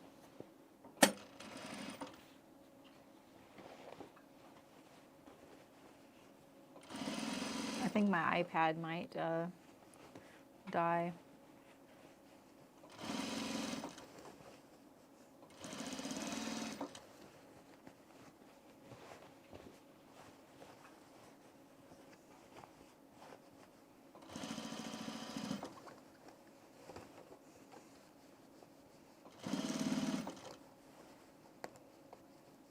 I went about, let's see, we can figure it out here, here to here. No, we didn't go that far. Let's see. That much.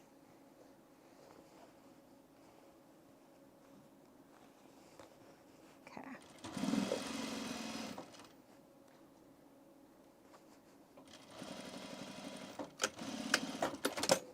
All right.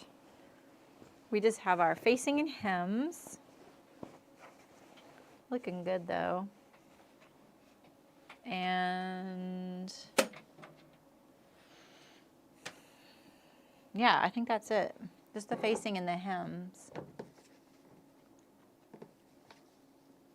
All right, let's put the inner facing on the waistband.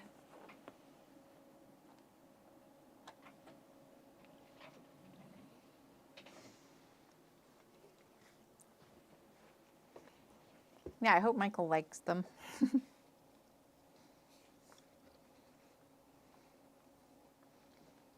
This isn't quite the same width. And I'm going to bend it to fit since that's what everyone says they do with this, and I'm excited about that. Because it's on the bias.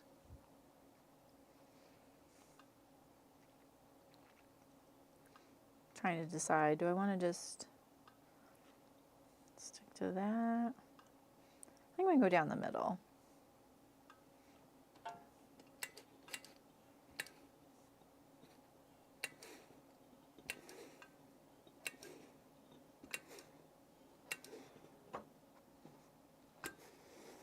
Ooh, that was so satisfying.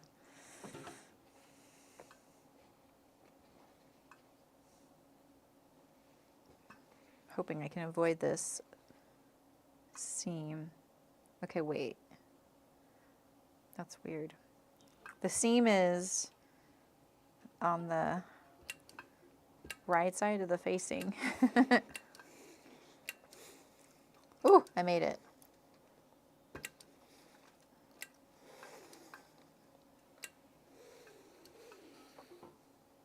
This is Wiggin, this kind of interfacing. So it's fabric, it's fusible, it's bias cut. See the grain? I'm playing around with it. So far, I like it.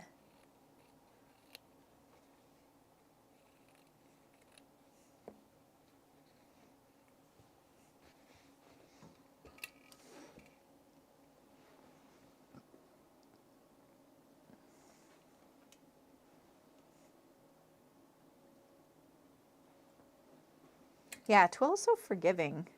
It can also be a little bit like loosey-goosey, you know? Wiggin rules. Only in a sewing chat where you can see the sentence, Wiggin rules. Okay, so the center back, I think that this is the center back here. This is one pattern piece I always leave out. Does it go like this? So I left a little extra at my front because I just wasn't sure what I would be doing. That works. Obviously, right? Like I definitely did a lot of experimenting at the beginning today. I'm going to stitch down this center back.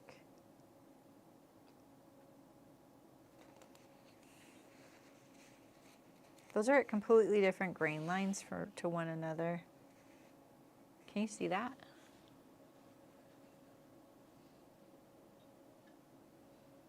I don't know if I can. This one's this way, and this one's this way.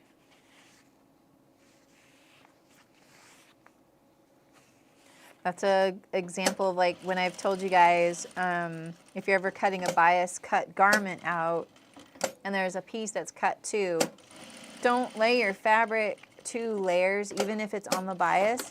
and cut your 2 pieces at one time if there's a directional print, because the directions will be 90 degrees different from one another. And that might be okay with some directional prints, but it's not in a lot of them. And it's very obvious. And bias takes so much fabric that you're kind of like, oh, well, I'm stuck with it now, you know. I'm going to use this little, I was doing a bias video for you guys, like updating mine, and it just started getting too long, so I abandoned it. I want the blue side to be, I want the blues to show. Oh, look, I switch between. It don't matter.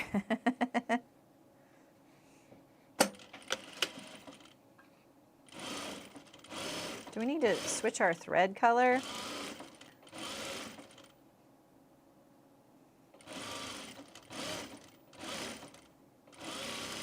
I'm just gonna do a Hong Kong finish, by the way. That's what I'm doing. So I'm just gonna sew the bias right sides together and then just turn it to the inside, not folding it. I'm gonna wrap it around the edge, but I'm not gonna fold it under. It doesn't need to, and it'll be flat. It'll be like lower profile, you know, not so bulky. You could just overlock this edge too. The facing just gets top stitched down to the waistband, or the shorts, pants. You know what I mean. Just press these little seams open.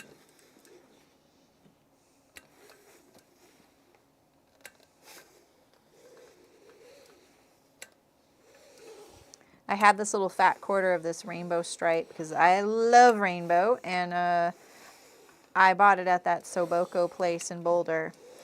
And I decided, oh, I'll use it as a example for when you make bias from a fabric that has a stripe. And then hilariously, this fabric had the stripes printed on the fabric on the diagonal. So when you bias cut it, it puts the stripes either perpendicular or parallel to your cut edge, and I did a little bit of both. But I wish I would have been able to match up the stripe colors, because it really has a non-pleasing effect here. Look, I got no blue. Look at this. This side's way better. So I just pressed it under flat like that, though.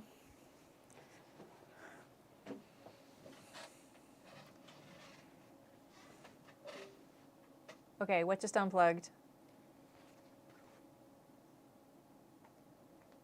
I just heard something.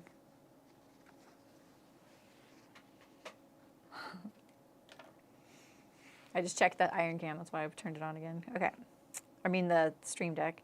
All right, so we have our waistband, and I think I'll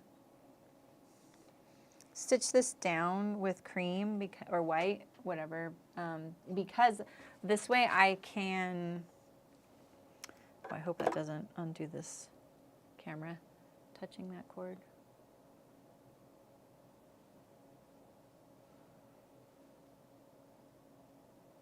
I thought I'd wind a bobbin while I have this unhooked, but I can't see. There we go. There we go.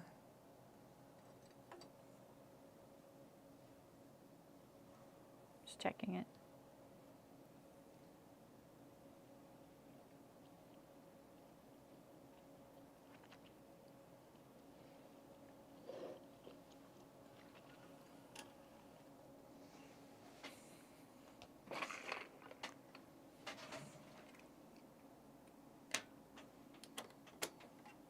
Even if we don't fill this bobbin all the way up, we'll at least get some thread on there just in case we run out.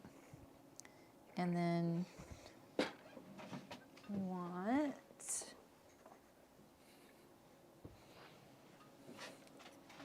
just change the needle just so this 1 yard. It doesn't take long to wind a bobbin. It doesn't take much sewing either.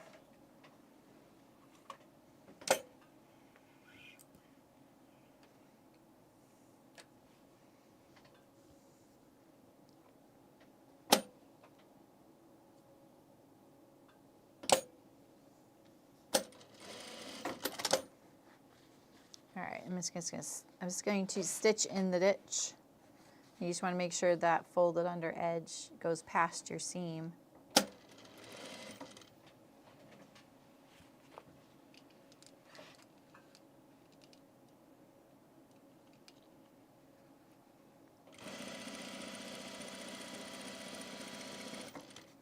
I think that this is a harder ditch to find. So I just do my best.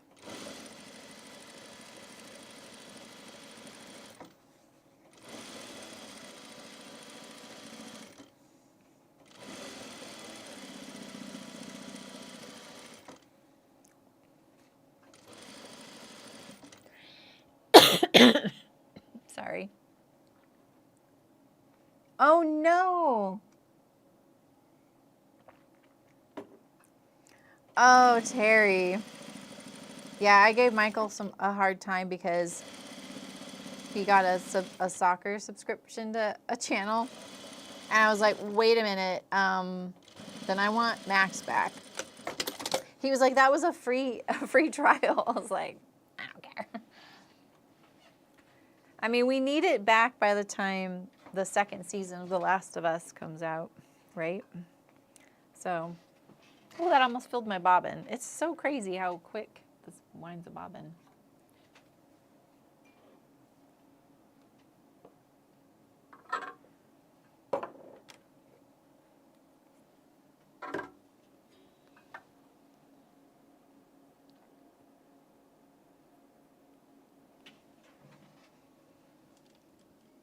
But it doesn't come out until like the 20s. Oh, that's Sunday.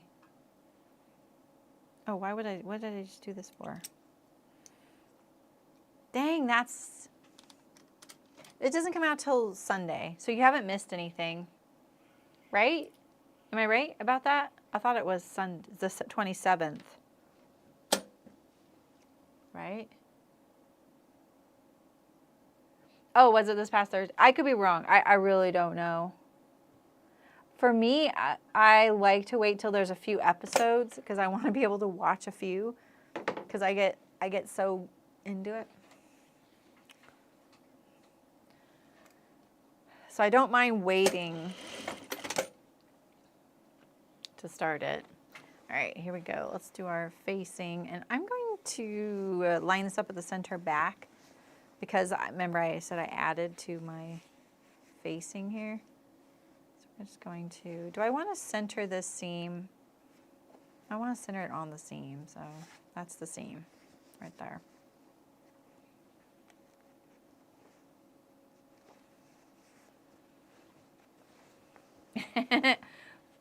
I mean, what you're talking about, Nancy, is a serger.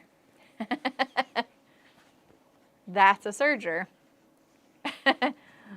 It's been invented. I'm right? Okay, cool. You haven't missed anything, see? And it is the end of the month.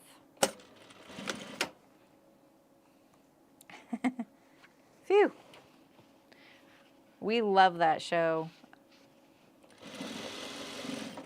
I love that show. That is definitely one of my favorite shows. And it's such a like sleeper. It's got a terrible title. I could never remember the name of it. It was so generic.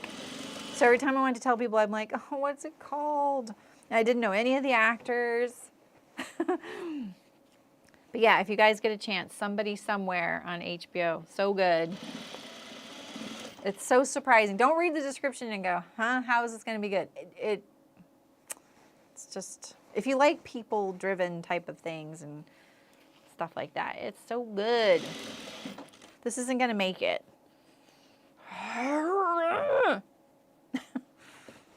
Why isn't this going to make it? I added extra. If anything, this thing should be way too big because I've made this waist smaller for Michael.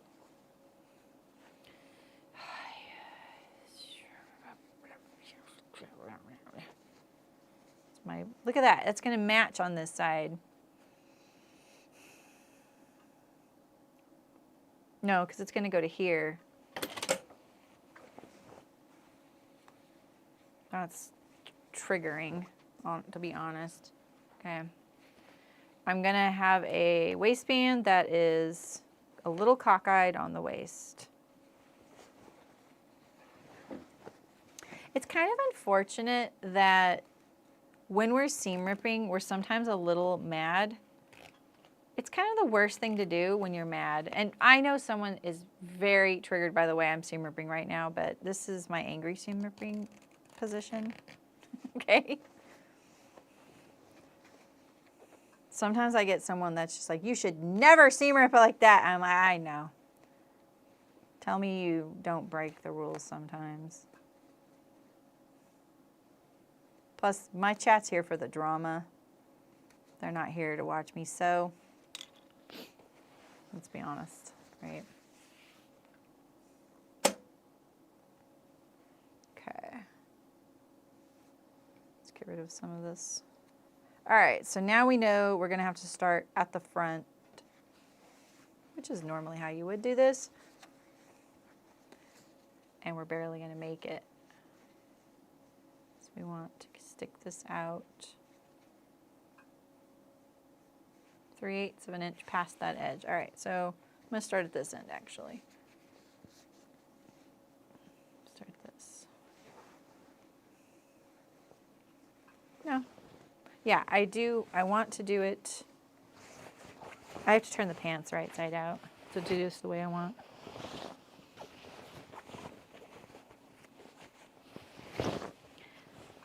My one beef with sewing menswear is that I make things that look like I pick fabrics that will make it look as ready to wear as possible, which also just makes it look like you didn't do anything special. You know what I mean? What am I doing? I want to sew so that I can see. Yeah, that's what I want. I want it like this. It's like, wait, I know I turned that the correct way. You want to hang it off a little bit. Yeah, I know, iPad. I know you're running out of battery. That's okay. I've got a backup plan.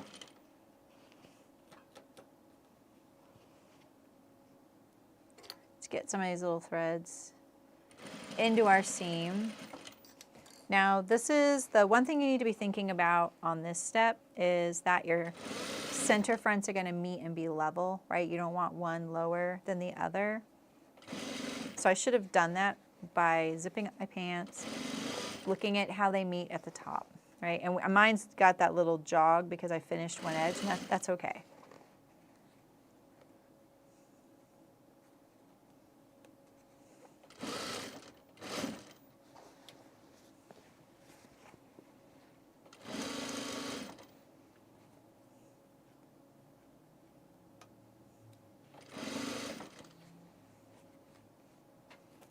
Just getting all these threads out to the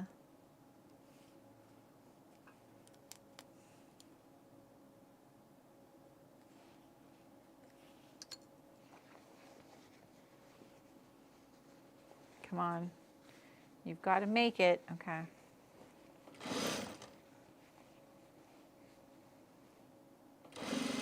Where's my center back at? Shoot, it's nowhere near the center back.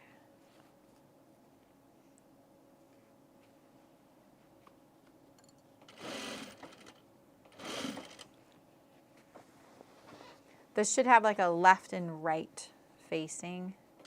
I have a feeling the way the instructions are is that you cut two, but then there's a notch for where you stop for one side and then you trim it off. So it's not, that it's not accounted for.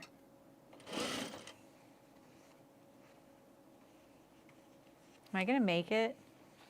Barely. Because if I needed to ease this, I should have started easing already.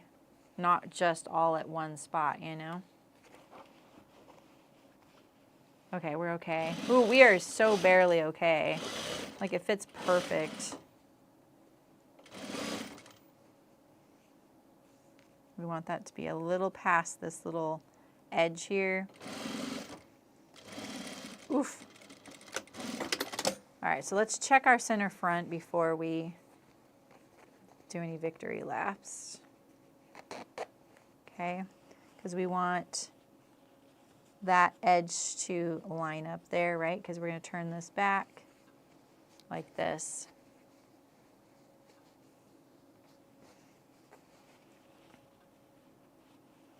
It's okay. This should be more of a straighter. So this is really just the fly because it's at an angle. And this one's not. So if we sew this more at an angle, which I'm not really a fan of doing, but I'm going to, so that it lines up a little better.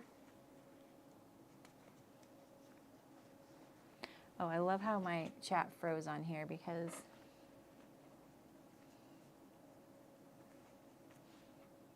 ease that baby on there.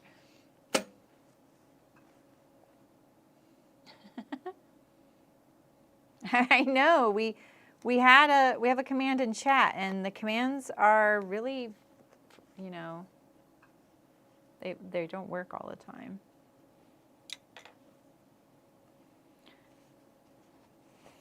It's the fact that this, see how it's at an angle right here?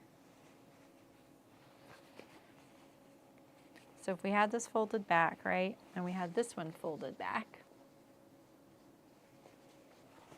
and we had our zipper zipped, like what do we want, you know? If I do this one to match at center, it'll be at a little bit of an angle, which is kind of weird. But I also don't want it to stick up above too much. So I'm just going to pull it down a little bit. Actually, like, wait, I'm going to pull this down a little bit.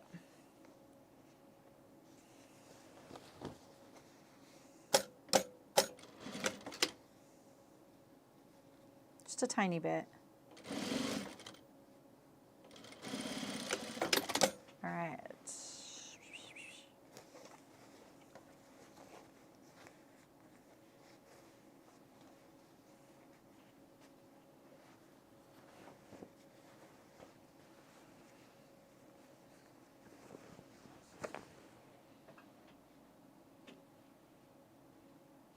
Exactly.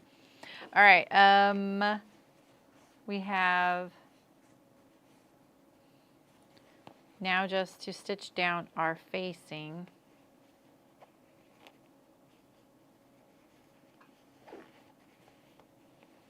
Right, like this. Okay, let's iron a little bit. I love how Julie can't even cuss without making a typo. Gotta tease her.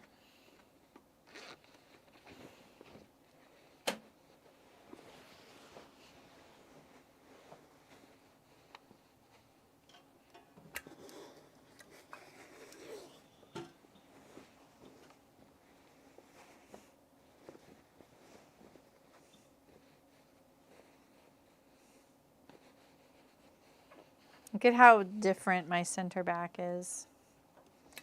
If only, oh, it doesn't matter. I mean, no one will see it. It'll be on the inside. I was about to say, if only it was under the belt loop, but hey, it's not a waistband for the millionth time.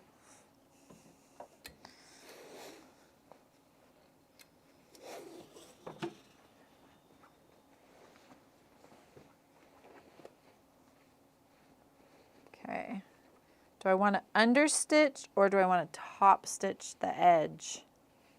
So we could understitch it and then the belt loop goes like this, right? We could put the belt loop down and top stitch through all layers. We could also top stitch this and then pull the belt loop down. And it's going to turn under like that. I think I want to do a top stitch either way. And I will do it not through the bell loop. I think that's my plan. All right. Actually, let's iron this down now.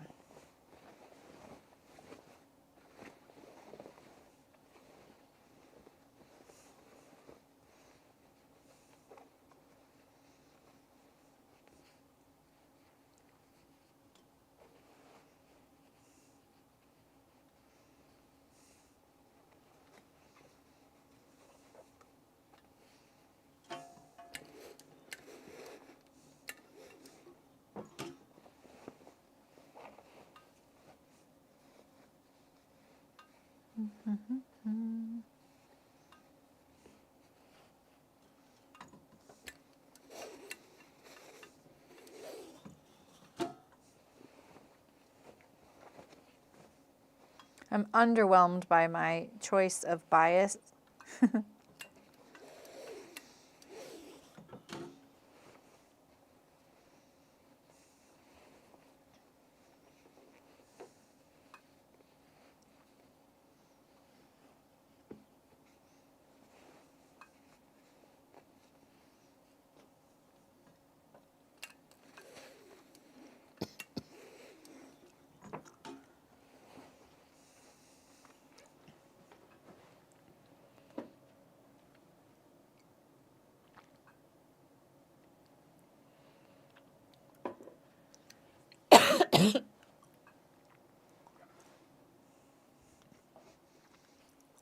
It's not that unusual.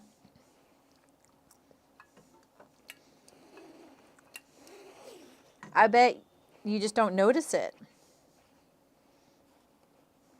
It's very common.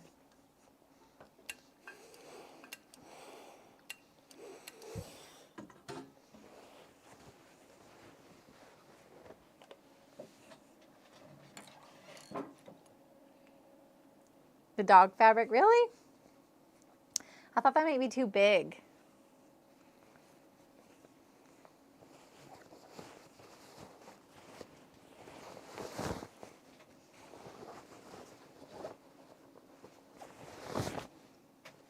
Okay, I'm going to top stitch the top edge.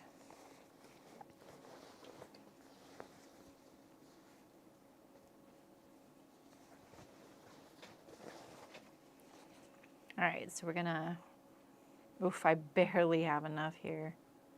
Oof. We may be stitching that down somehow. Well, I'm about to. I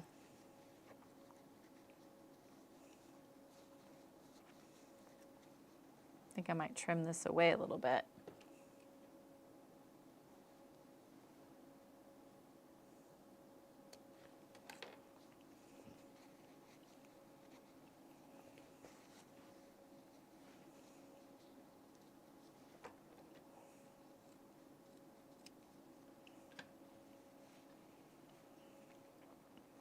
Oh, it's just so small.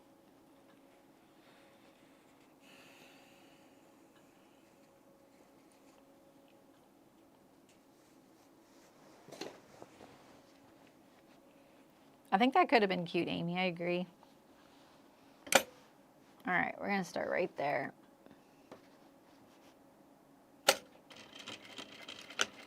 Let's really hope that that stayed folded under.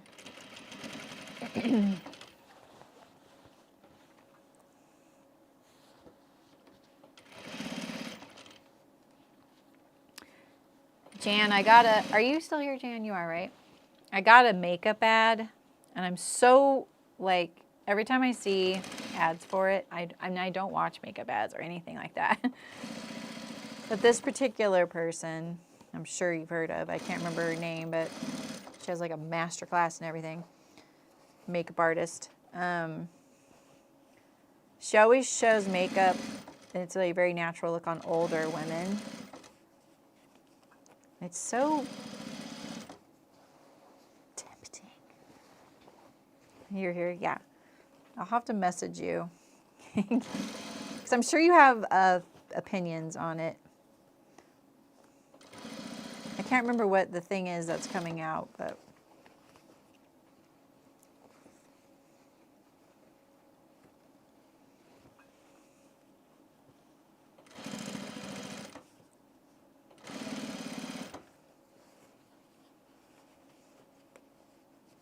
I'm really being firm with this, by the way. Like my hands and fingertips are really pulling both sides to kind of spread apart the seam right here, you know, so I don't have any blumping.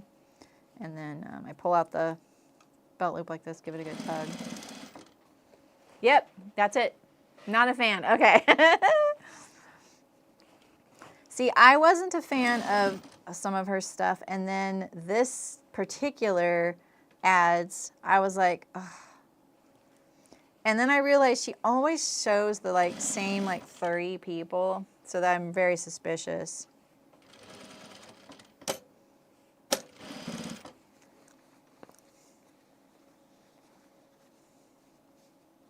Her new old lady makeup. Amy calls it like it is. Yeah, that's the stuff I'm talking about. You'll probably get an ad for it now. Sorry.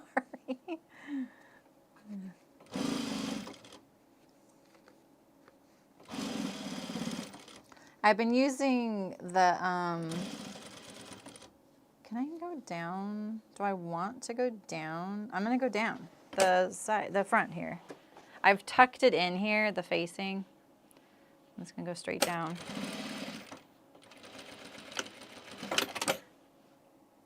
I've been using, I use like a green makeup to take the redness out of my face. And the first one I got was Thank Me Later by Elizabeth Mott. And then I tried the one that most people know about, the Cicapair. It's spelled C-I-C-A-P-A-I-R,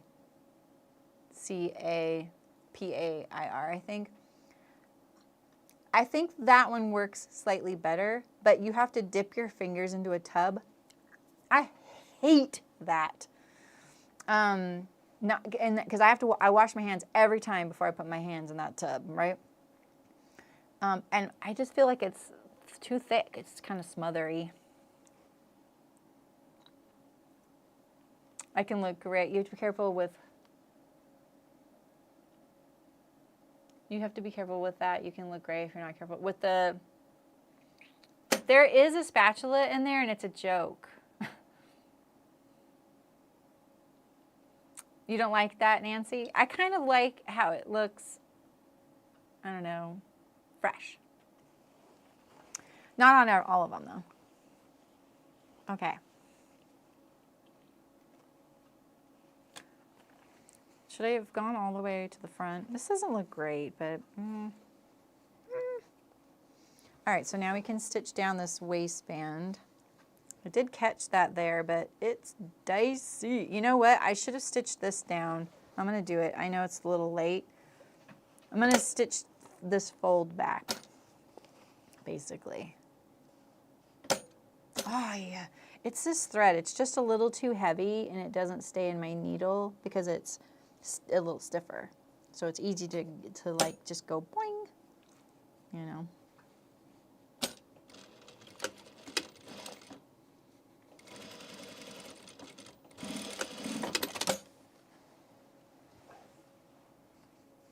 The green correctors can make you gray. I do not think they make me look too gray. I'm still so pink.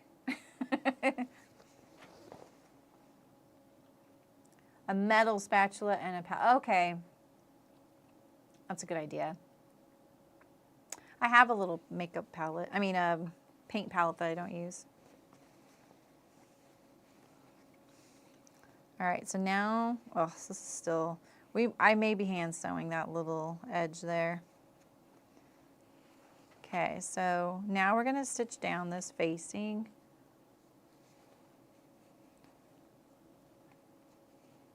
Home stretch, right?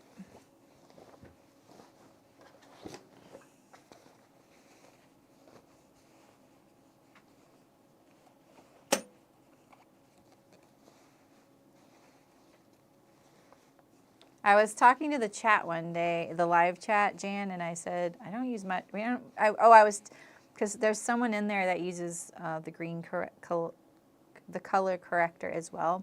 And I said, hey, I've been using this now for a little bit. I have a review because she uses the Stick-A-Pair. And then I said, I don't use much. I don't really use makeup. I use that blush, and now I use the under eye brightener, that Jan Franklin. And then like I went back later, like a couple hours, and they were like, oh my gosh, wait, what's the under eye brightener? You just left us. And I was like, oh my gosh, I never had a moment where I felt like I was gatekeeping a makeup tip. So I told them about the under eye brightener you told me about. I love that stuff. Yeah, I definitely keep my fingers out of that thing. I wash my hands every time I use it. So I do put my fingers in there, but I wash my hands before, and I don't think that's enough either. So I'm going to get that, what you're saying. This is looking nice. What do you guys think? I think this looks really nice. You know? This definitely looks better than any of the others I've made. I didn't think I was doing that at an angle. See? But maybe the pattern piece itself is at an angle. So I'm going to do this from the right side though.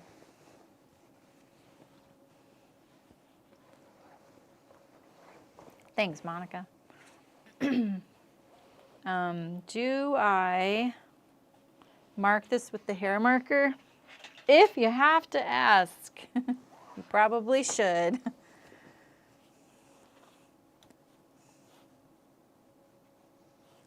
We just want a guideline, right? Because we're going to do this from the right side.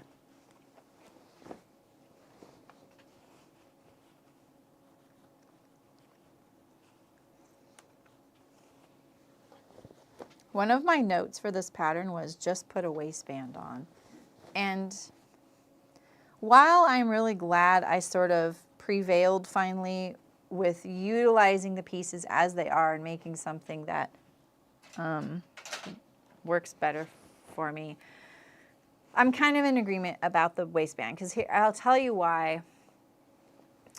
This is our waist facing, we're about to stitch through it, and I feel like there's a lot of unnecessary stuff going all the way to the top of the waist, and it's a look, right? This is definitely a look. But like these pockets, I'm going to stitch through, and there's going to be this little loose pocket thing right here. There's all of this front pockets and back pockets going all the way to the top. Whereas if this was a waistband, it'd be an even thickness all the way around, and not all these different layers in here, you know? All right, so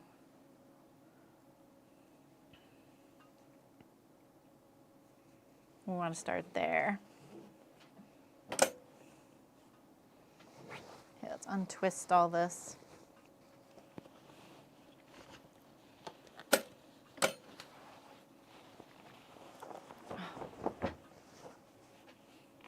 I'm just going to pin this pocket down a little bit over here because it's like pulling apart. I don't want that to happen, right? We want it to be nice and flat.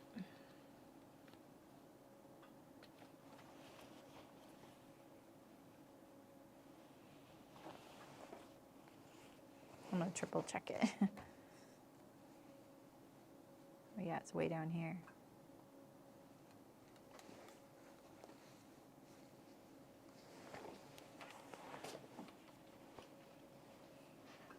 Yes. The under eye, yeah, Smashbox, under eye, eye brightener, and corrector. I probably use it wrong, but I like it. Nope. I need to go inside from there. That was the bottom of the waistband. Probably should use white bobbin because of my choice of binding. You could do your belt loops at the same time, but if you're feeling a little bit like this is a lot to manage because of all like these pockets want to go, you know. I'm like snugging it up, like whoop, and then getting it nice and flat. Staying next to my barely perceptible hero marker line right here because I didn't press too hard. Oh, there goes my iPad.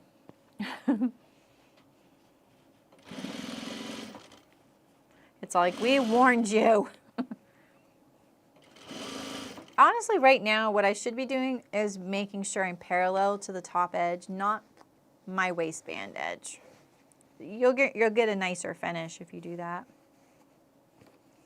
Why is this so chunky right here? Oh, okay, it's fine.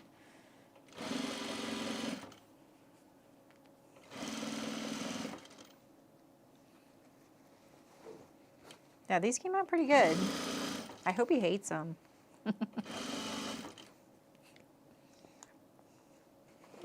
If you know, you know. I'm about to make a pair of shorts like this for Paige. So this was good practice before I cut theirs out, you know? Okay, so I kind of want to see where this stitching line is because while they won't like touch visually, like I'm looking at where I started over here, I do want to make sure they're kind of in the ballpark. It's going to look like it's at an angle. I don't like that.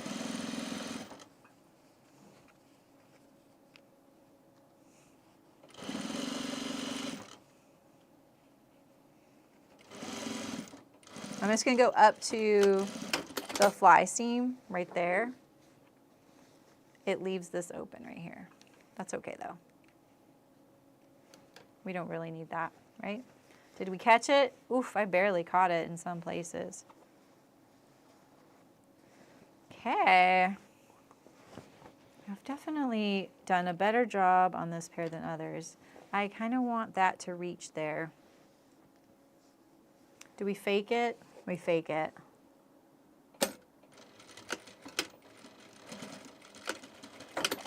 There you go, that solves that. So trying to figure out where to start. Just start at your fly stitching. It looks better that way, you know? It's continuous. We like continuous. I don't know what you're talking about, Terry. What is hand sewing? All right, so let's pull all these little threads off your belt loops. Get all that stuff out.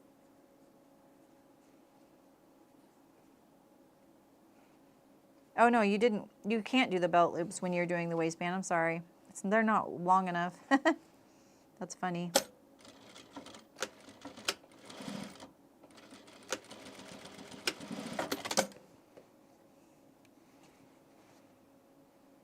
Should I have done the top edge too? I don't know. Huh, I should, huh? Dang.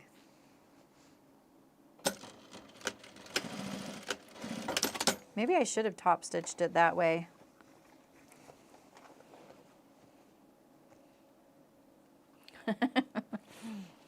Hey, I hand sew.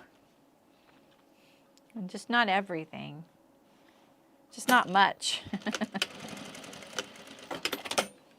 This is another thing. I think that I would make these belt loops not come out of the seam here. They would lay a little flatter. Oh. Caught my back stitch thread in there. That's what it's curling back. See, it looks uneven. Forgot my label. Oh wait, get rid of these threads. Just get rid of them now. Otherwise they will come out and they'll be sticking out of your belt loops, you know, like right here. How many of you have ready to wear pants or jeans and there's these little threads coming out right there? Because that's why I don't add belt loops mostly to my pants, because I really hate that.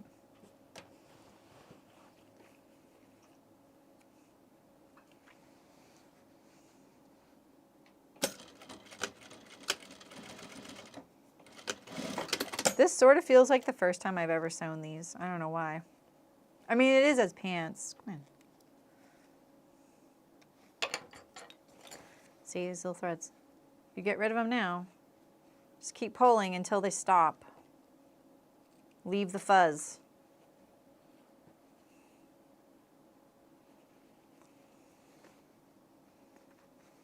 Maybe one of you brave gluers out there can glue it, but I don't. You could bar tack these, by the way, too. I know I'm not, and most people would, so.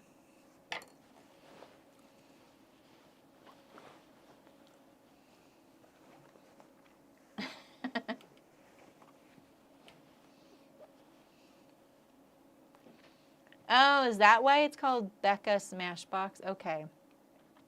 Because I always thought Smashbox was like a store that sold everybody's makeup, not a brand that makes makeup. Or I might have that opposite of what I was thinking. I don't know. I was kind of confused by that. It's like Ruth's Chris Steakhouse, right?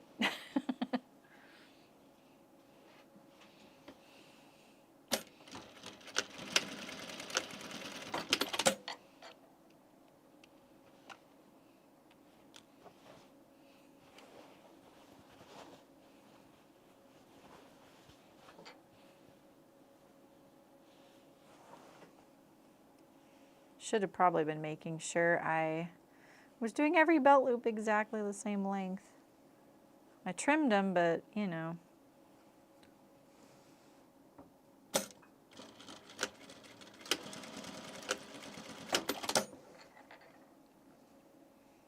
Yeah, tell us, Jan.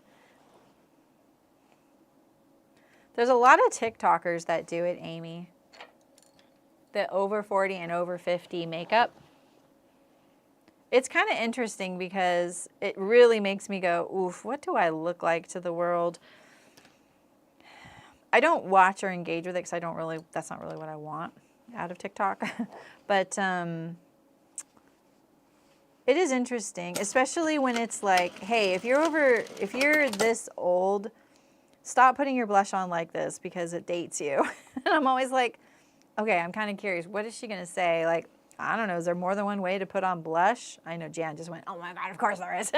But Jan gave me a really great makeup lesson before that when I went to that 40s wedding. But it is interesting, like, you know, there's, of course, huge makeup trends, right? And they do date you. Hot and flashy? That's cute.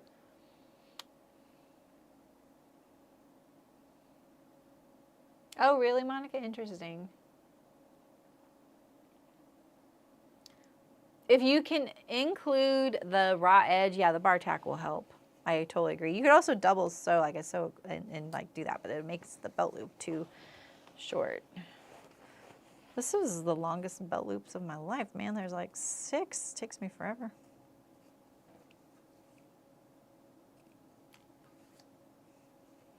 Now you know too, on your pants at home, just pull those threads off and until you get the fuzz, and then cut them. And don't cut the fuzz off, otherwise you're just making more places for the raw edges to pop up.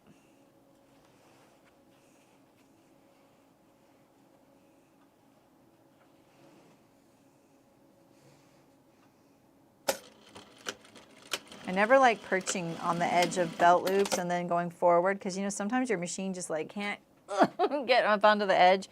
I push really hard with my finger right here as it starts, and it hasn't had any trouble because there's enough under there. All right. Except for the hems. I think we're done.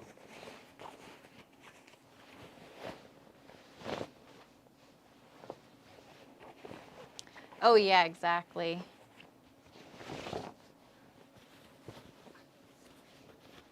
Skip the trends. Oh no, I think she's telling me to skip the trends.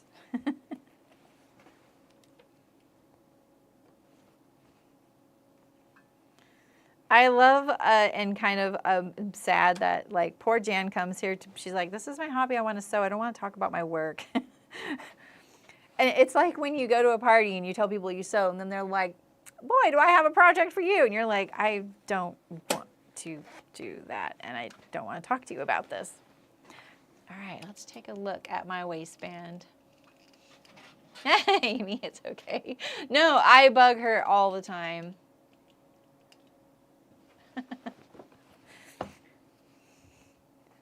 Hopefully, what is that? What is that? Okay. Whew. Okay, I like how much, look at that. That was great. And we got this because we moved the extension over.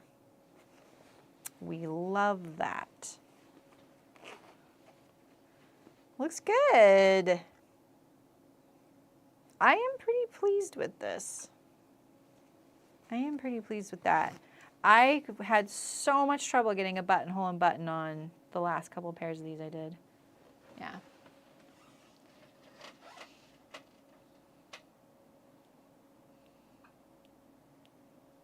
Oh no, you can hijack. I think they are totally fine hijacking conversation about this. If you ever, Jan, I'm dead serious about this.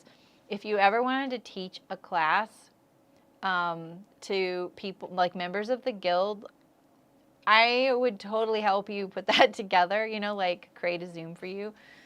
Or you could do a sign up, because I think there would be a lot of us that would be into that. Avoid powder except for eyeshadow. Love a good BB cream and use double serum day and night. Okay. Monica could teach us too. That would be fun. I think it would be fun too. Like I had fun with Jan. I could tell when I Zoomed with Jan. I know she was just like, what are you doing? You would love it? Oh, that's awesome. We should put that together. That would be so great. That would be really fun. I just feel so clueless about it. I didn't start wearing makeup until I was like 50 or so. I mean, I'm 53. That's so weird to say out loud. I never say my age out loud. Well, I don't know anybody, but so I've had to learn as an older person, and all the other stuff out there, I'm just like, well, this is not directed at me. And I'm scared to Google it, because then it's just product. It's like when you want to Google, like, what to do for a cough, and all you get's ads for cough medicine. All right, so all I have are hems. I'm going to just overlock these and try them on them before I hem them, you know. I think I'm very happy with these. I have struggled to make this waistband work without weirdness. I do have this weird, that little weird thing right there. Boop. We will probably be hand sewing that, because I don't think I can include top stitching it down in this right here, you know. So we need to make sure we always have enough waistband to turn back.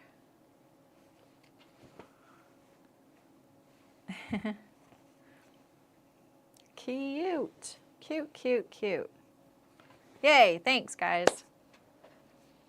Button, yeah, I think, yeah, you did good, Jan. You were like, all right, what do you got? You will, okay, cool.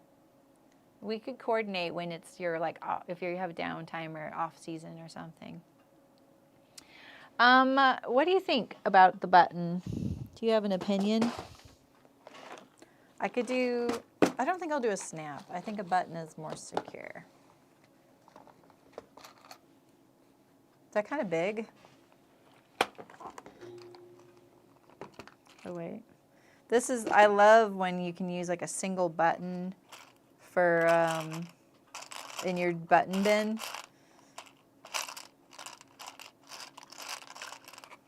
You know? Jean style, really? I'm thinking it might be a little too strong. You know? Like there's no waistband right here. This is where the buttonhole will go. The tack button. Oh, okay, wait. A tack button could go through this. That'd be okay. You're right. I do have, I don't know, it just seems kind of heavy duty for these pants.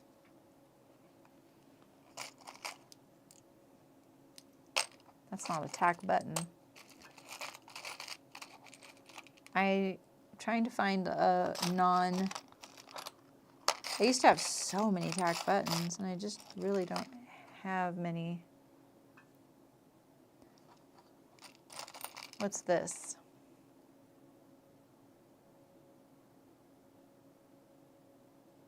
What does that say? Oh, it's an oilily button. That's funny. I didn't know I had that. Where did I get an oilily tack button? That's cool. Oh, here's a larger one. A bar and hook. I don't know if I have. Do I have a bar and... Oh, I actually might have one. I could check that.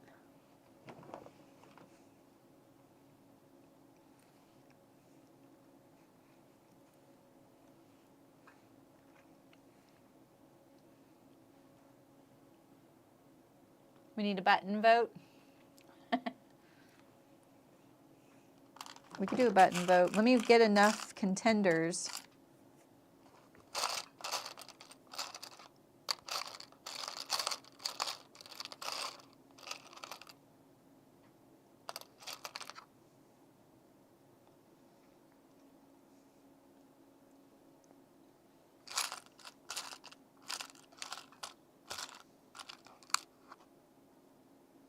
Oh, I know I have...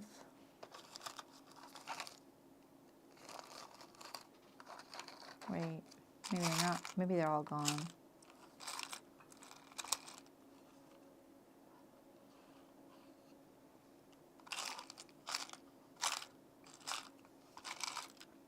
These are all small. These are all really big. So this is basically our choices. All the rest are like sets.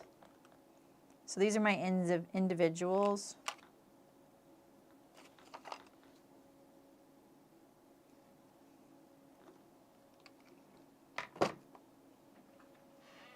Wait, number 2. Wait, what's number 2? I'm ready to fight for that first button. Okay. I think that you're only talking about buttons right now. These two? Are you voting between these two right now?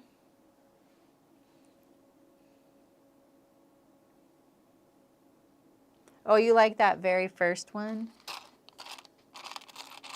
This one? It's so big. It's too big, Julie. It looks feminine. Like, I don't want... No, it's too big.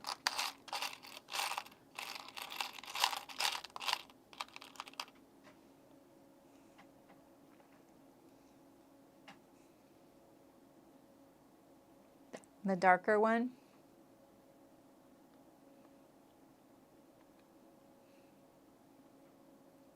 One is the silver, 1, 2 is the larger middle.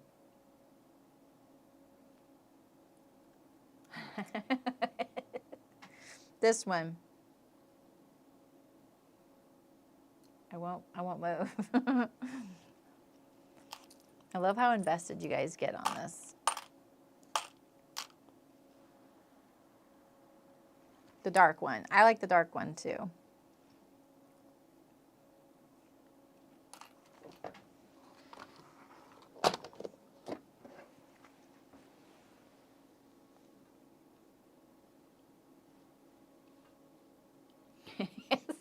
Yes, that one. Okay, there's the button. Let's get rid of this white flecks. I think that looks good. It actually looks like it came off a pair of pants like this. It likely could have. You are definitely shouting with your abs. I feel that. Okay, okay. Ooh. I don't know about that bar and hook, Jan. The chat's gone rabid. Your stomach hurts. Oh my goodness. Okay.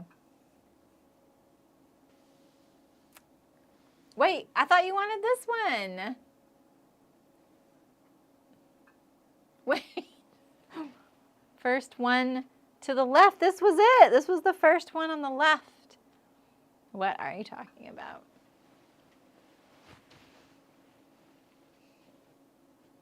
This is left. This is right.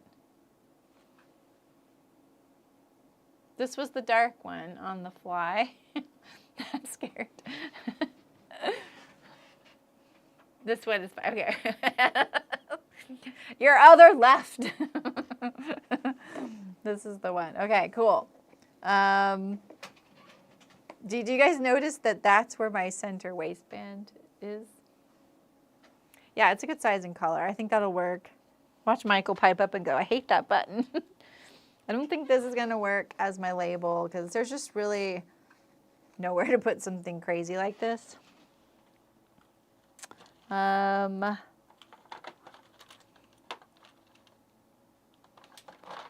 labels are getting slim pickings, you guys. Slim. Oh, okay.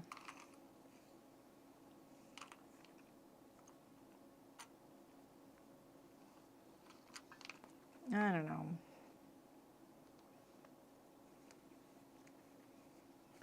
You know, if I put my face in here, he will think of me every time he wears these, not because it's my face, but because he'll feel the label.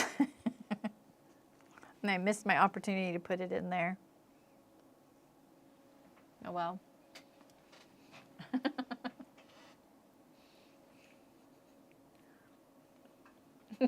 Amy is called the election. Thank you. Thank you. I appreciate this. I know. I got heated.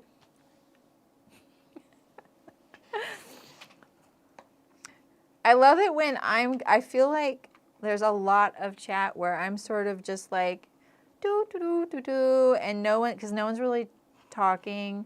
And then I look up and everyone is passionate. And I'm like, oh, I missed when that changed.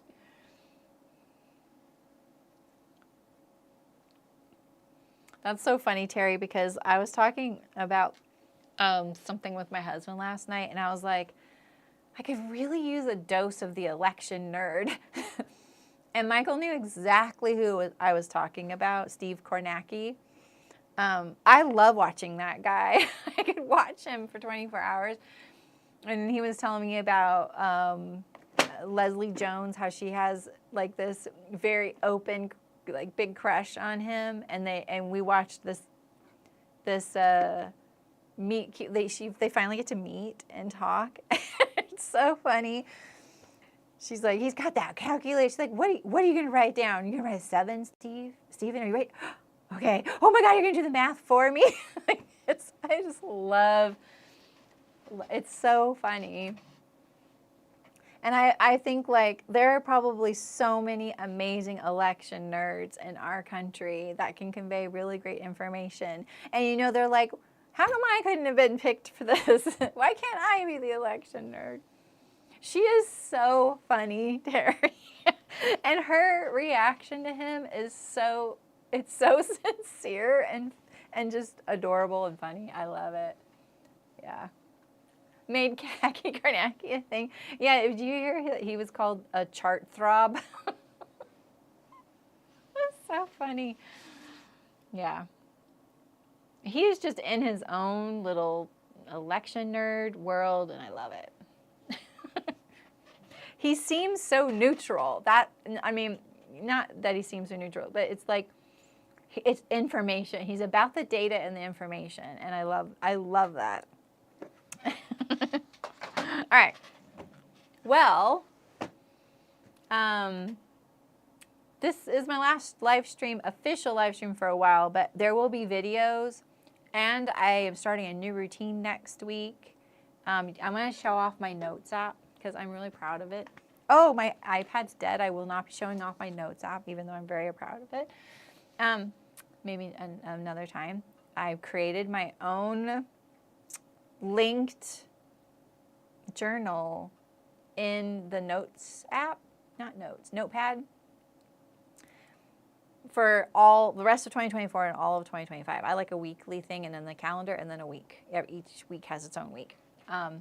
And there's like links on the side so I could touch the side and it'll jump to the month I want. I love it. I feel so smart that I did that. Exactly. All I want is the information. He's very about that. I love it. But yeah, most of my now working time will be devoted to Fittopedia. We're finishing this because it's going to be good. And I have so many other things I want to do with you guys and share with you guys. And there will be videos. I have one coming out in a couple weeks. I think you're going to like. I have 2 coming out. And they're all about pants fitting. One's going to be about grading between sizes and a different way to think about it. And one is about how to think about pants fitting. So, yeah, I just need to get a lot of it done. So, I've even thought about skipping certain sections of Fittopedia and going straight to pants. But it's honestly like, once I do neck and shoulders, I'm going to do the front of the garment, like the bust area, and then we're going to go probably into pants. So I'll do sleeves too. So anyway, I don't know where my mouse went. It's like gone. Oh, here it is. I can't log out when I don't have my mouse. So if you're in the guild, I'll be doing workshops still. I'm still there all the time. If you're in the So Liberated Forum, I am there helping people, although nobody's been asking me questions the last week, which has been a light week. So those are the places that you can find me, and YouTube and Instagram.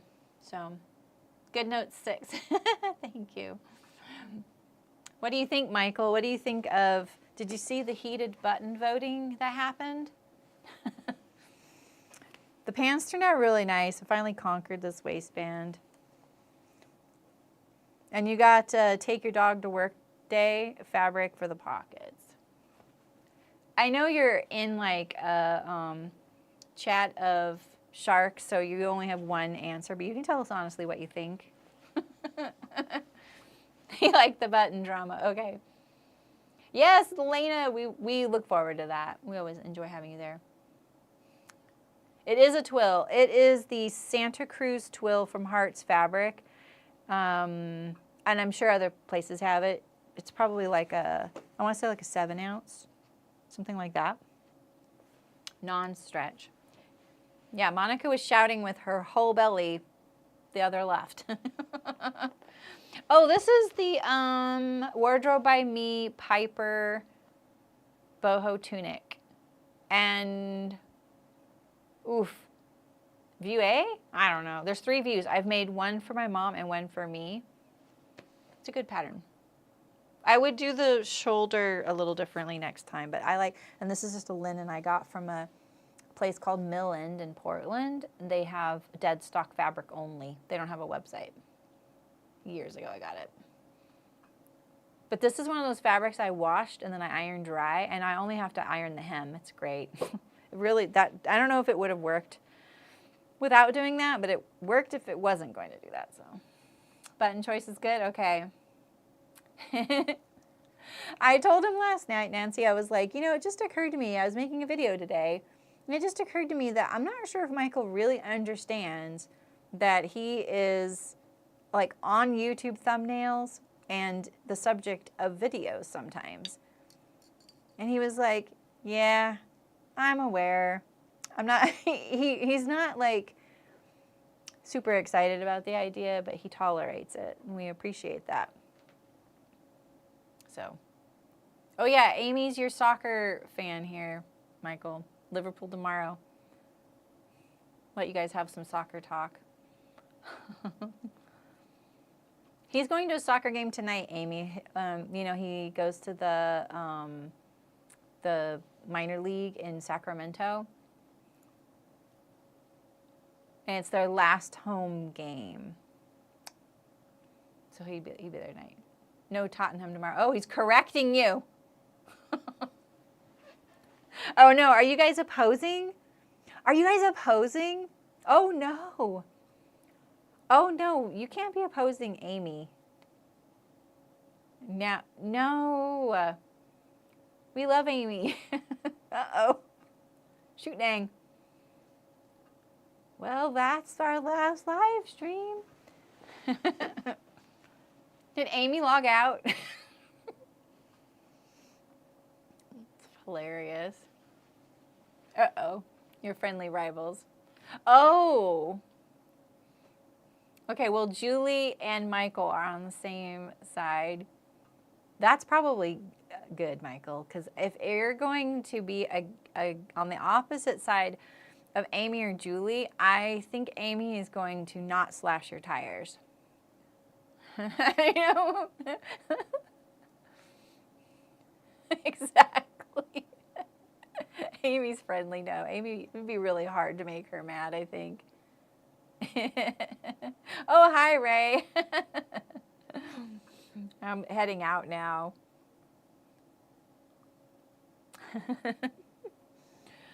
This is hilarious. Oh, there's Susan, too. Uh-oh. It's going to be hard to log off now. Ray's going to get a dressing down from Julie. No more soccer talk. Poor Amy's feeling ganged up on. I'm sorry, Amy. I'm on your side, Amy. I don't even know what you guys are talking about.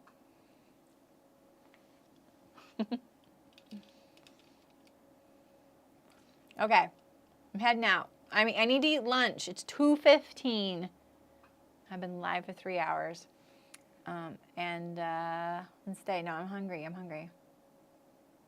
Oh, no. Susan's a soccer fan, too?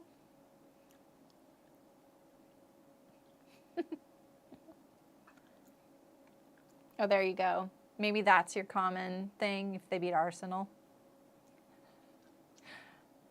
I hope you guys start getting soccer ads now. Whatever those were.